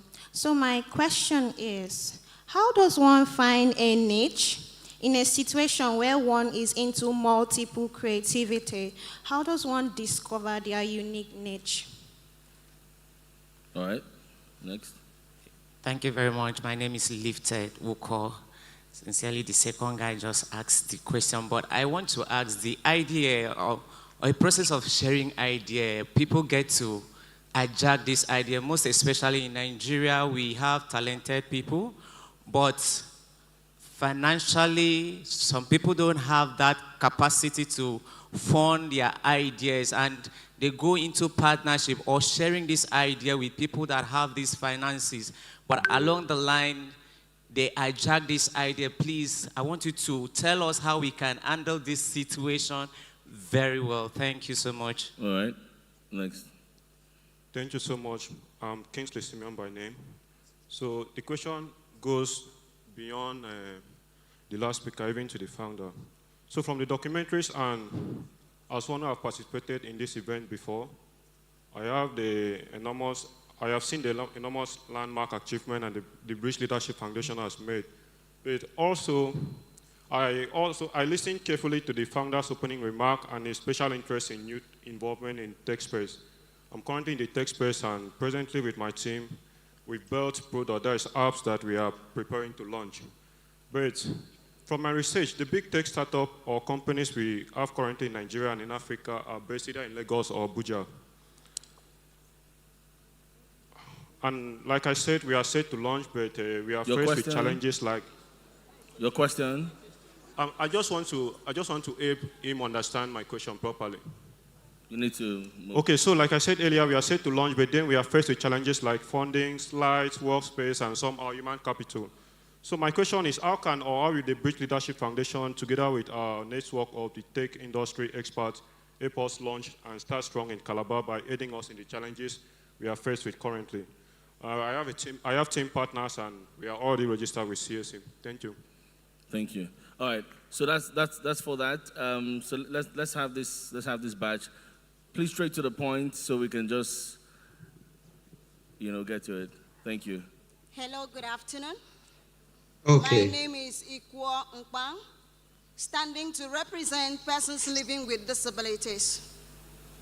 I have an idea. If you talked about building strategic partnership, and I have an idea, a business idea, and I'm a speech impaired person. How do I communicate when people around me do not understand the sign language? How do I go about this? Because secondly, looking at this atmosphere, persons with disabilities are not carried along in our society, especially today. Looking at the program atmosphere, no person with disability is in this hall. We do not have a sign language interpreter. How much more in my business place? So how do we collaborate that? All right, thank you. Next person.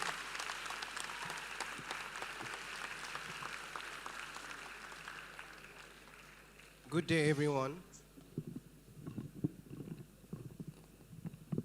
I think part of my question have been asked. My name is Eda Kaniene Joseph.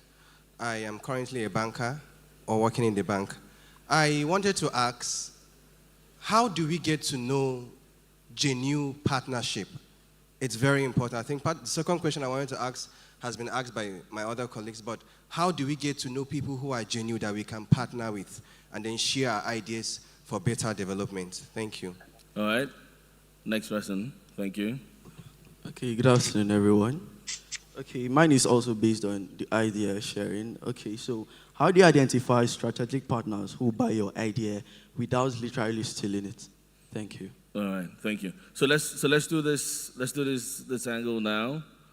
Okay, good afternoon, everyone. My name is Ekon God's Gift from Lucas Modeling House. So I have two questions, and it goes this way. Number one, how did you develop a revenue sharing business model? And number two, what are the strategies you use to advocate for business collaborations? Thank you. All right, next.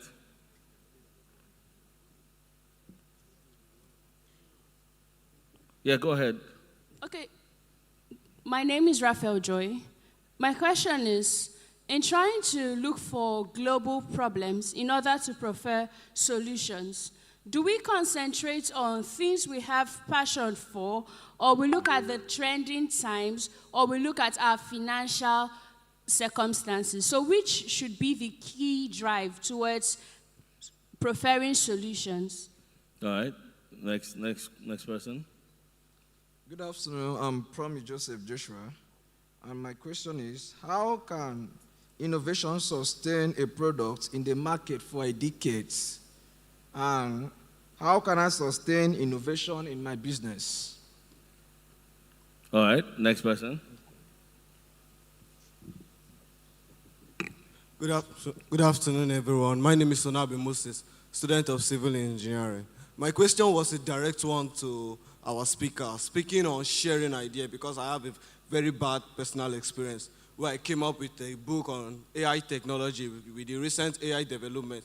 I wrote a book that could help people understand how to use AI, and I pitched it to a friend when I was done writing and was ready for publish for us to partner, and he was very interested in it.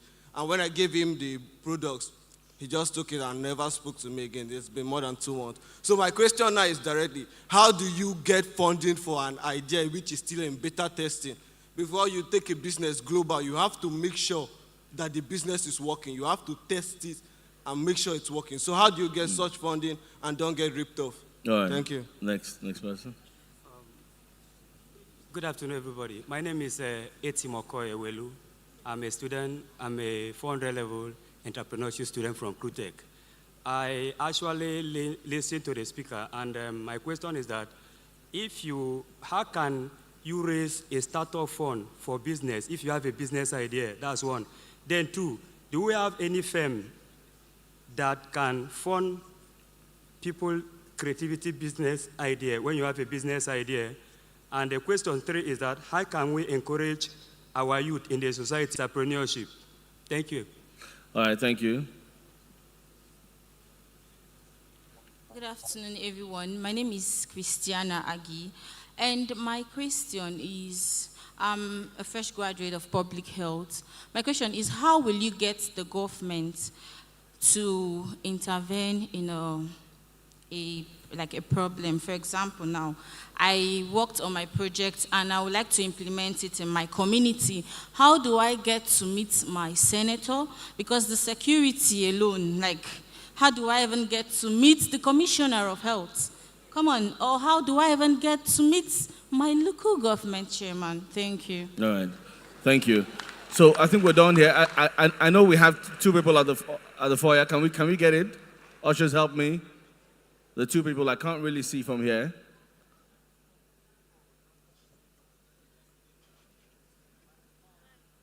All right. If you can, okay, fantastic. Okay, let's go. There's 1 person there. Let's get straight to it. I think I can hear your mic is working. Go to it. Hello, everyone. I'm Margaret Asian, and my question goes thus. Is it possible for a creative and innovative youth in an urban environment, in a rural environment, to create an idea or to solve a problem in the urban environment? Permit me to use this illustration. Can a youth in the undeveloped part of the Calabar South solve a problem or probably create an idea to solve a problem of traffic congestion in Lagos? Is it possible? All right.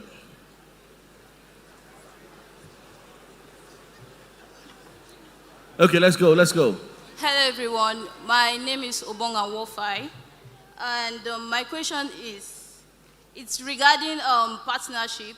And here I have a question that is, are there forums who give legal support for documentation in aspect of partnership and collaboration for startups?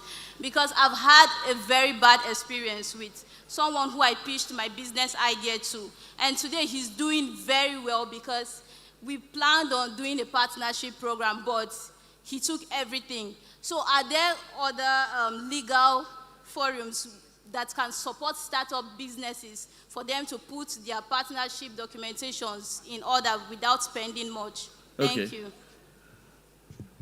That's the last Hello. one, right? Sorry, I have a question. Okay. Hello, good afternoon. My name is Ufon. My question goes to us. How does an individual manage failure in business? Because I am of the school of thought that individuals are different, and as such, our psychology is different. So with the trauma, how can one manage failure in business? Thank you. All right, that would be all. Ayo, we'll just get to it. I'm sure a bunch of people have asked questions around protecting ideas. and you know, getting it done. So you can just, you know, lump some questions. There's some questions that are multiple, but I hope that you have them. Let's get to you. Okay. Wow, this is a barrage of questions, and I hope I will do justice to it. My approach generally is just sharing my story and not about having a one bullet that can fit all. I hope I'll be able to respond to it. I saw a lot of questions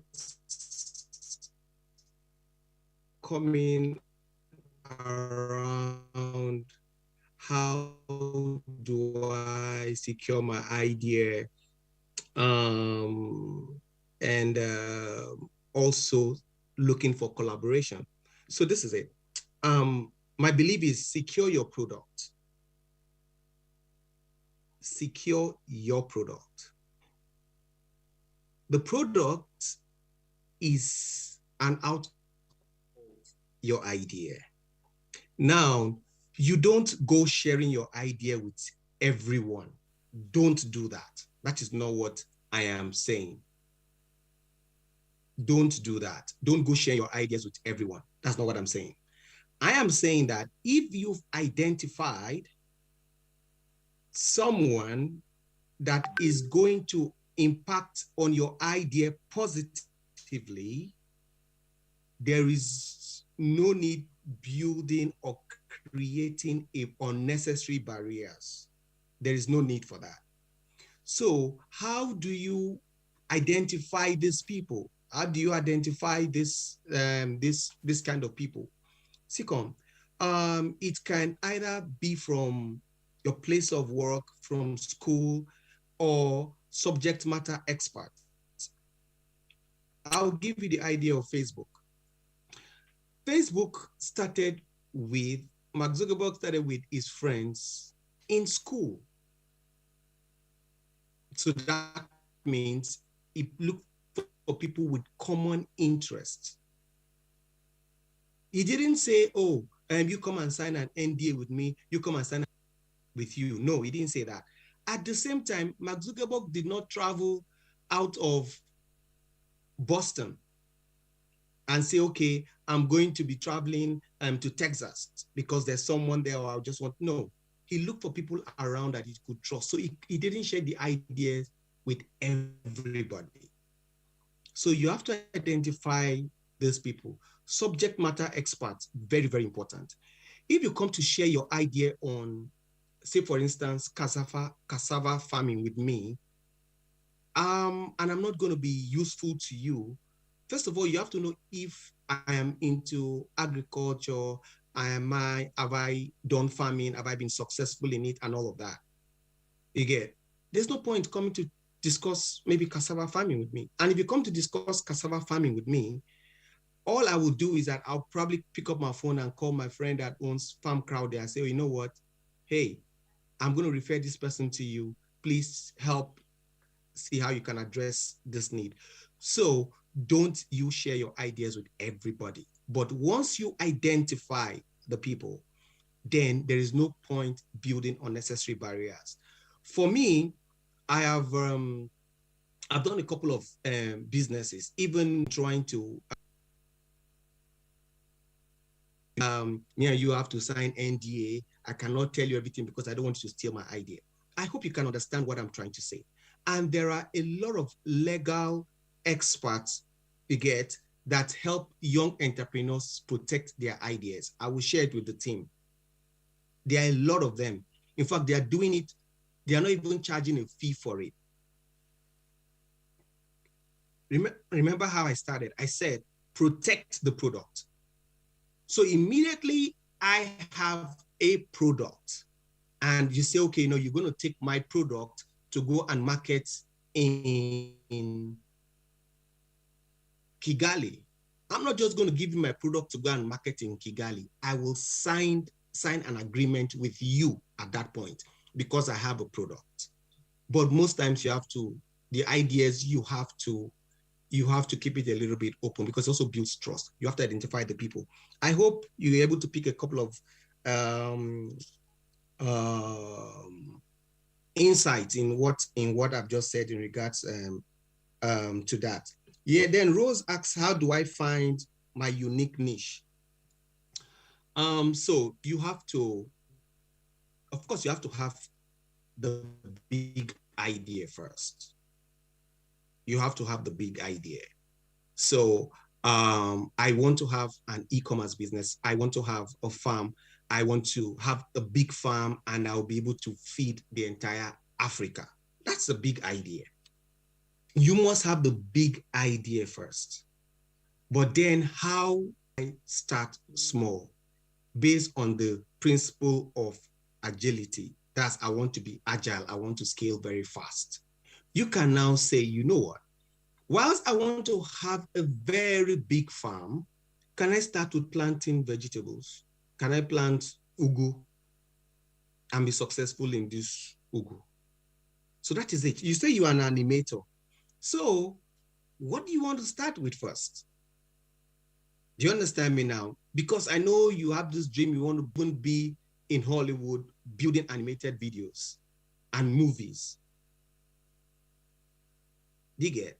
So can you start by building a little animated advertisement for the Bridge Leadership Foundation, which I know they will probably not charge you anything. And that will form a reference for you. You know what, organizers of the bridge, you know what, I love it. What if I build a little animated 30 seconds video or intro video for you? Probably at no cost. You start from there. So when they ask you, Rose, how did you start? Oh, I started by building animated videos for the Bridge Leadership Foundation. But here I am now. I'm in California and I'm about to shoot or create my first animated movie. You must start from picture, then scale it down. Our problem as an entrepreneur is when we sleep at night and that idea hits us, we are already thinking, we're already extrapolating, we're already, oh my God, I'm going to change the world. So you only take it one step at a time. You take it one step at a time. Then, of course, I think Uko, you asked about how am I afraid that my ideas will not be hijacked because of my financial strength. Yes, that fear is there. Oh, I give somebody my idea and somebody stole the idea, and because I did not have money to propagate it, then the person stole it. So sometimes this is it. Once you go to share your idea, be open for collaboration as you are going. Remember I said in my speech, it's important to be, it's better to be a small part of a big thing. So if you are coming to share your idea with somebody, you probably know that that person probably has a financial advantage over you. So you can come, okay, I'm coming to meet you about this idea. I am open to collaboration and I'm ready to give you equity in my business, or I'm ready to take a debt from you. That means debt is you're going to give me money and I'll pay you back or something. Be open for collaboration. See, that fear exists. As an entrepreneur, it happened to almost all of us in one way or the other. But that shouldn't stop you from building your idea. To be very candid, that shouldn't stop you from building your idea. Now, there's something also called trade secret. Can you say your idea? Can you have an elevator pitch? That's your whole big idea without you giving out the trade secret about it. I'll tell you something. Whilst I'm here, I'm building a new project. I'm building a health tech project that will be able to diagnose illnesses, sicknesses, and all of that without you having to get into the hospital and blah, blah, blah, all of that. Now, I've shared these ideas. I already have people that want to partner with me. But once I started sharing it, I'm not sharing you my AI engine. I'm not telling you how my AI engine has learned, how that AI engine has learned. No, but I'm AI driven. This is the accuracy of my AI and all of that. So yes, that fear exists, but it shouldn't stop you. And you should be open for collaboration. Once you come and tell me something, oh, I have this idea that is going to be beneficial to all of us, it kind of like opens the person up first. But once you are sitting down on your bed, putting your headset, they don't know. I'm going to blow very soon. I will blow very soon. If I should tell you what I have in my mind, nah. You have to give life to that idea. And you can't give life to that idea alone. That's the truth. That is just the truth. Now, he said, Kingsley says he owns like a tech company or a group of tech people. Why are they based? Why all of them? Why most of the tech hubs are based in Lagos and Abuja and all of that? It should not limit you. It should not limit you. I'm very sure in our basic studies of business, they say there should be proximity to market. You remember that? There should be proximity to market, but it doesn't stop your innovation. It doesn't stop your innovation. Look at the Nigerian footballer, Aishat. She didn't just start playing in Barcelona. She started playing somewhere local in Lagos, even though the market was in Europe. So yes, Kingsley, you and your team, you can start. I have a lot of people that have started and built amazing products out of Calabar. I've collaborated with people from Calabar, collaborated with people from Uyo. I've collaborated with people from Ekiti. It's not only in Lagos. Sorry, I know that, I know this might sound a little bit spiritual, but even the Bible says a man's gift makes room for him and bringeth him before great men. That's the truth. You don't know who is watching you. I didn't know Barack Obama was watching me. I didn't know the US government in Nigeria was watching me. And guess what? A couple of the projects I was working on at that time were almost like free projects. You get, like building in Nigeria's voters register. It was almost like a free project. Are you with me? You get? So, but I didn't know that people were watching. And then I got an email one day and I thought it was a spam mail. Oh, you know, these Yahoo people have come again. They're sending me email invitation to the White House. I'm like, really, Baba, this. There was a follow-up email. So I looked for people, like I said, you are 4 people away, right? I look for people who are people that I know that works in the US embassy in Nigeria or know somebody that works in an embassy anywhere. And my mom's friend's daughter. And I was like, oh, I got this email. Please help me confirm it. I'm like, yeah, it's true. People are watching you. So Calabar is not, and most especially you are building tech products. Hey, Kingsley, you don't even truly, unless you are now ready to go to market. But building that product is very, very possible out of Calabar. And well, also I agree with you. We should set up a tech hub in Calabar. I really believe we should set up a tech hub in Calabar. But Lagos and Abuja people used to complain before. I'm an Abuja boy. You get me now? I'm like almost born and bred out of Abuja, and I'm like, why? Why do I have to go to Lagos? Why do I have to eventually take Payport to Lagos? Do you understand? Well, guess what? I built Payport in Abuja. You get me now? The voters register was built in Abuja. E-passport Abuja. It was from Abuja I went to automate the entire Ghana post office for money transfers. Then Abuja had no hub, had nothing. So I hope that can help you. Then there was a passionate, I don't know how, there was a passionate tone in a question, which was brought up by Equal about people with disabilities. I think I will take this, I'll channel this back to the organizers of the Bridge Leadership Foundation. Even where I am here, I have a lot of people with disabilities walking around. So I know that out of Nigeria, Africa, we are catching up with that. So equal, this is not an excuse. I'm going to apologize to you. We're not having people sign interpreters if there are none there at the moment. I apologize to you, but I can tell you that I think the current editions that will be taken note of. But let me say something about disabilities. Once you don't have anything to enable you to go to the next level of your entrepreneurial journey, you are disabled. Yeah. You don't have the knowledge, you are disabled. Go source it and get support. Like physically disabled people need support. They need the support of a wheelchair, they need the support of either a sign interpreter and all of that. You can be disabled as an entrepreneur without physically being disabled. I've been disabled a couple of times.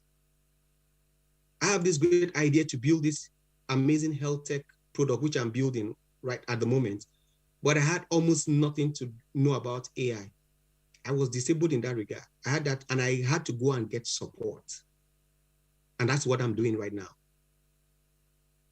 In the last 8 months, I am doing support. I am paying that price, which physically disabled people pay the price. To come out of your house every day on the wheelchair, to get someone that is going to wheel you out. You're trying to get to the next point. So you can also be disabled, but there is ability in disability. That's what I want to get to from the perspective of an entrepreneur. You get me now? You talk about collaboration because you are disabled. Nah, don't make that excuse. Most especially in this tech world that we are living in. But I agree with you that in events like this, there should be places where disabled people can mount. There should be, the restroom has to be purpose-built or enabled with disabled people in mind. There should be interpreters and all of that. I completely agree with you, and I'm sorry about that. And I know this will be taken seriously. Joseph talked about how can you find genuine partnerships. I think I've talked about that. You have to look at subject matter experts. You have to. See, let me tell you something. The tools are almost around us, but some of us don't use these tools well. Even me. I want to do something around AI. And how do I find partnerships? When I looked at the AI and I was like, whoa, and I saw the amount of money, let me tell you what I did. I emailed, and I'm building this AI. I emailed the company. I looked for AI companies online, went on LinkedIn, looked for email addresses of people working in that company, and guess what? I emailed them. I did not spam them. So it has to be, you have to be very professional about it.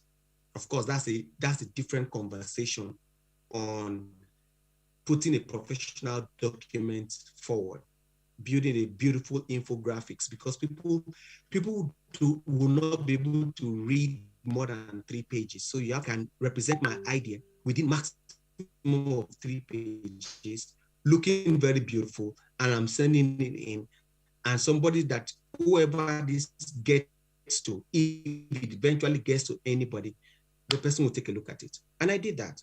And I responded to them and I was like, I say, you know what? I need 20,000 API calls. What? 20,000 API calls on our AI, on our machine? I was like, and each of those API calls cost about $5. And I was like, I don't know. And I wrote them.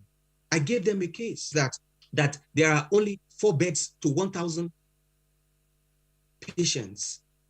So that means we don't have enough beds.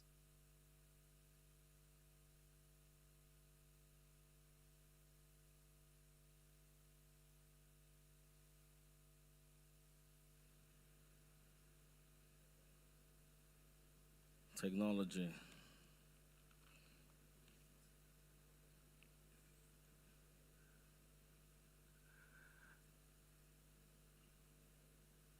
I'm pretty sure we're trying to get back to Ayo. Hopefully we can, because just a few questions I think was left for him to answer. I did not have money to fund my project. I did not have money to fund my project. So I come in a state government, for instance, and I'm like, you know what? Take my software, take this my application. Only pay me if this application is useful to you, is able to give you money. And guess what? It's very easy versus you write a proposal. My name is Joy. You get me now? And sorry, my name is Ekong. I am this, I am that. I have this beautiful idea. I need you people to pay me $10 million for it. They'll be like, it's not in the budget. But there is one Ekong that says it can give us our revenue. Our revenue can go up by 500%. We'll block leakages. We'll automate the process. And he's not asking for any money. And he's saying that he's only going to make money when we make money. It's easier for you to go in. So that was what inspired me. Because when I built my product, I sent proposals to 100. I printed 107 proposals. And there are only 36 states in Nigeria. At a point, I did not even have money to buy ink to print proposal to send to government. And I was like, this thing has to change. It has to change. So that was what drove me to that. Moses, you talked about AI develop. You're writing a book on AI. A friend, you told the idea to the friend disappointed you and ripped you off and has gone ahead to do the book and all of that. Sorry about that, but that shouldn't stop you. That shouldn't stop you. Of course, I've talked about how to find the right partners and how to go in, how to open up, when to open up. I've already mentioned that. That shouldn't stop you. AI is a very big space. Go ahead and do yours. You get me now? Anthem said startup funding to fund your creative ideas and all of that. I already mentioned that in my speech. Family and friends must trust you. Let me tell you, when I say family and friends must trust you first, the people you are staying with, they must see how restless you are with this idea. They must see you must be preaching to them. Guess what? When I was starting my own business ventures, I'm on the dining table. I'm with my friends. We're going on a picnic. I'm talking about it. I am this. I'm talking about it. My friend Akim said, you know what? I've spoken to my dad. My dad has said, okay, you know what? You can come to the house because they had internet in the house. I didn't have internet in the house. You can come. That is funding because at the time we're browsing 15 naira per minute. That was funding for me. So people around you must trust you first. It is this.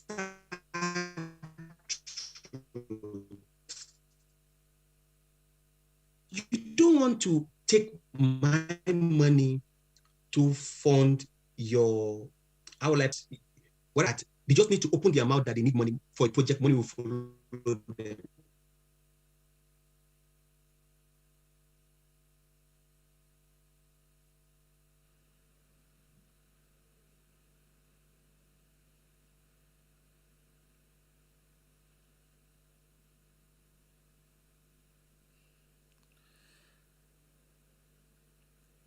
Okay.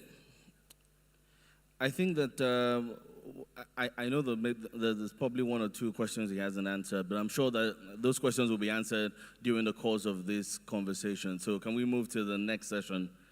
Can we agree to move to the next session? All right. Are we excited to be here? Okay. Now, the next session is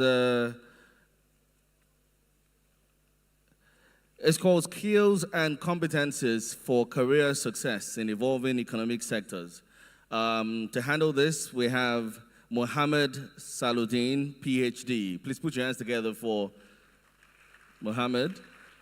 Mohammed is the Executive Director, Northwest Petroleum Retail Services Limited. He is an accomplished professional serving at that position. His job entails that he spearheads the delivery of a world-class retail experience to the company's esteemed customers. He has a solid educational foundation, holds a bachelor's degree in education, a master's degree in economics, and an MBA in management. He's an alumni of Unical. He's a Malabite.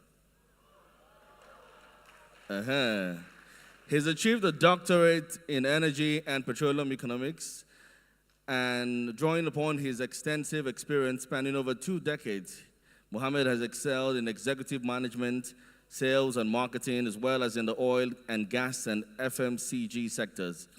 His skill set encompasses team management, supply and distribution, and business development, underscoring his multifaceted proficiency. He's proud to be affiliated with prestigious professional organizations, including the Chartered Institute of Marketing in the UK, the Nigerian Institute of Management, and the Institute of Credit Administration, where he is a fellow. Ladies and gentlemen, please put your hands together. Give a warm welcome to Mohammed Saluddin, PhD, as he speaks on skills and competences for career success in evolving economic sectors. Welcome, sir. Thank you very much. I quite appreciate this, and I must confess that I'm very glad and very honored to be part of this session. This is my first time here, even though I know Northwest has been part of this program for some time. So it's interesting to be here. Can we have a... before I start, I like the fact that we've had opportunities in the past to be part of this session, and the fact that His Excellency has been part of this program even when he's no longer in government in the last 30 years. Can we celebrate him?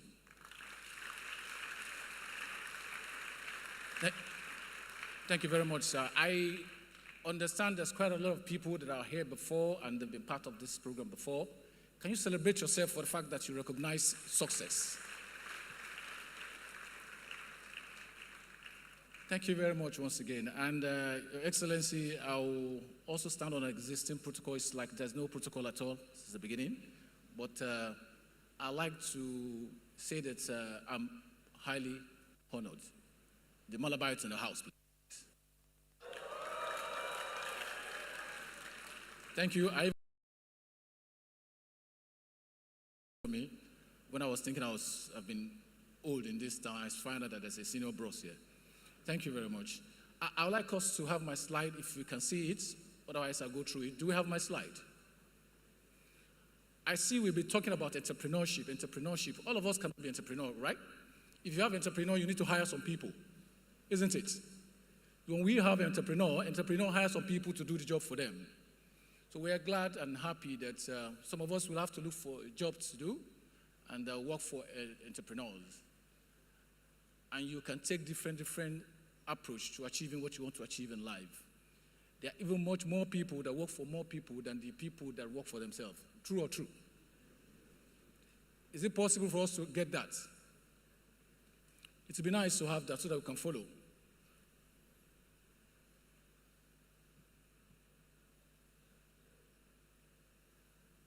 Otherwise, I don't want it to look as if it's going to be talking to myself. I want us to be, do we have engineers in the house?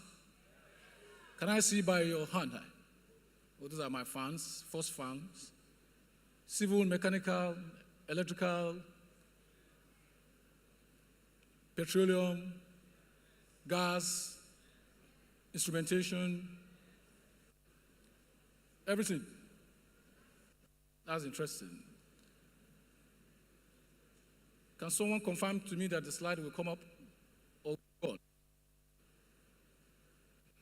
Our focus today is that we want to look at building career from wherever you are now into the future. You start from, we have some people from high school here, secondary school. If you're in secondary school, your hand up.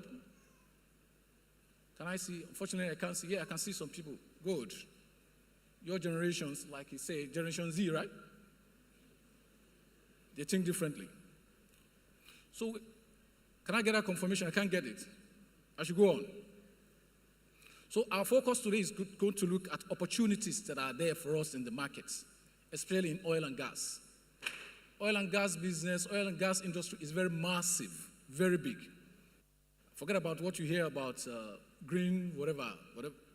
Nobody is investing in that as long, as huge as they claim. So we're going to look at skills and competencies of most of us in this room. Everybody in this room that's looking for opportunity for a career in oil and gas has a space. Everybody has a space. So it's not just engineers alone. And to achieve career success in this industry, there's certain things that you need to do. So we need to look at all those things. Because the industry is evolving, it's changing, it's upscaling. It's going to grow bigger and bigger. Because in this part of the world, we are just scratching the surface. So I have a breaking news for you. The breaking news is that if they tell you that the oil is going, it's not true. In the next 5 years, according to OPEC, the oil will continue to grow, the price will continue to grow, the volume that we explore and send into different industries will continue to grow, the number of industries we send this oil to will continue to grow. When you develop your AI, the AI will need some products of oil and gas for it to succeed, for it to continue to exist. Pharmaceutical industries need oil, the very derivatives, for them to be able to produce medication for us. So those things still exist, and they're still there for us to be able to use. So which means there's a lot of opportunity for us. Everyone in this room, no matter your age, it is likely we are going to go and oil will still be relevant. So we can see how long we still have for oil to be relevant. I wish we can put that thing up. But then, in the industry, there's a value chain. In oil and gas industry, there's a value chain. When I say value chain, I mean from one level to the other level and the other level that requires different skill, different competencies, different individuals for them to be able to handle it. In the oil and gas industry, we have what we call the upstream. Upstream. Upstream are the people that explore oil. Go and look for where there's oil on the ground. And we need a lot of scientists to be able to do that also. Some engineers to be able to do that. So these are the oil exploration, and that's the point at which production happens. They bring out the oil. AI is going to help us into the future, which we know, because AI will assist us to identify what those oil is, unlike we used to do by drilling. We also have this upstream, both offshore and onshore. Offshore is very high, deeper part of the sea, and the onshore very close to the coast, where we can use lower, scientifically sound instruments to be able to explore the oil. In terms of the exploration, in terms of field development, and the production operation generally. We also have where you have the midstream. I've talked about upstream. Then we now have the midstream. At the midstream level, that's where whatever we produce from location where we explore the product, we move it to the midstream, where we can store the products. That's the crude now. Incidentally, this country is so blessed that our crude is one of the best crude in the world. They call it the sweet crude. It's easily to crack. It gives you maximum volume in terms of production, so it's huge. Except that for one or two reasons, we're not able to harness that very well to get the maximum use of it. But we have it, and we have huge stock. Apart from the crude, we also have gas. We actually have now over 900 trillion standard cubic feet of gas, more than very many nations in the world. But we need to harness it, put it together, and begin to sell to ourselves and some other people in the world. So in terms of the storage of the products, we call it the midstream, and we also transport it using the vessels, using cargo, to move them into where they were needed for us to go into further production. Then we now have the downstream. The downstream is what most of us see. You can see the refinery. And that is where the product is purified. Now break it down, they call it cracking, into different kind of products.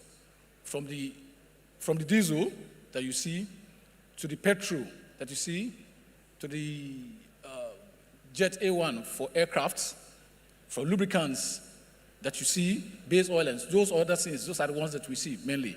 Then you now see them at the pump stations. That is part of the downstream. Aside that, we found out that we have a chain, and the value chain from upstream, both onshore and offshore, come to the midstream, where you have the storage and the logistic of moving the products. Then you now have the downstream, where you have further tanks. You must have seen quite a lot of tanks. There's a free trade zone in Calabar. There's a lot of tanks there, including that of Northwest Petroleum. So you see a lot of that. Then you now see the stations, where these products are being pumped into vehicle. Because I did my younger days here, and I was expecting traffic to be a little bit busy. Those that came from Lagos know. You know what I'm talking about. Now we can drive freely in Lagos, and suddenly, I don't know why. Maybe when you come up, you tell us why. So, look at the industry, very massive. We employ quite a lot of people. There's a lot of people that are required for this job. And this generation are the generation of people that are supposed to be taking us forward and moving the nation forward in terms of the industry. Because this country is very large, we have massive opportunity to grow. The upstream sector is growing, we are opening it up. It's been opened up by government. More and more people are required to work upstream. More and more people, like I say, are required to work upstream. But you must be smart. You must be brilliant. You must be able to persevere and be able to work like a professional. So what are of those opportunities that we have?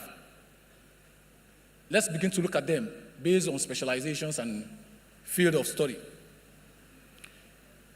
Upstream is basically technical.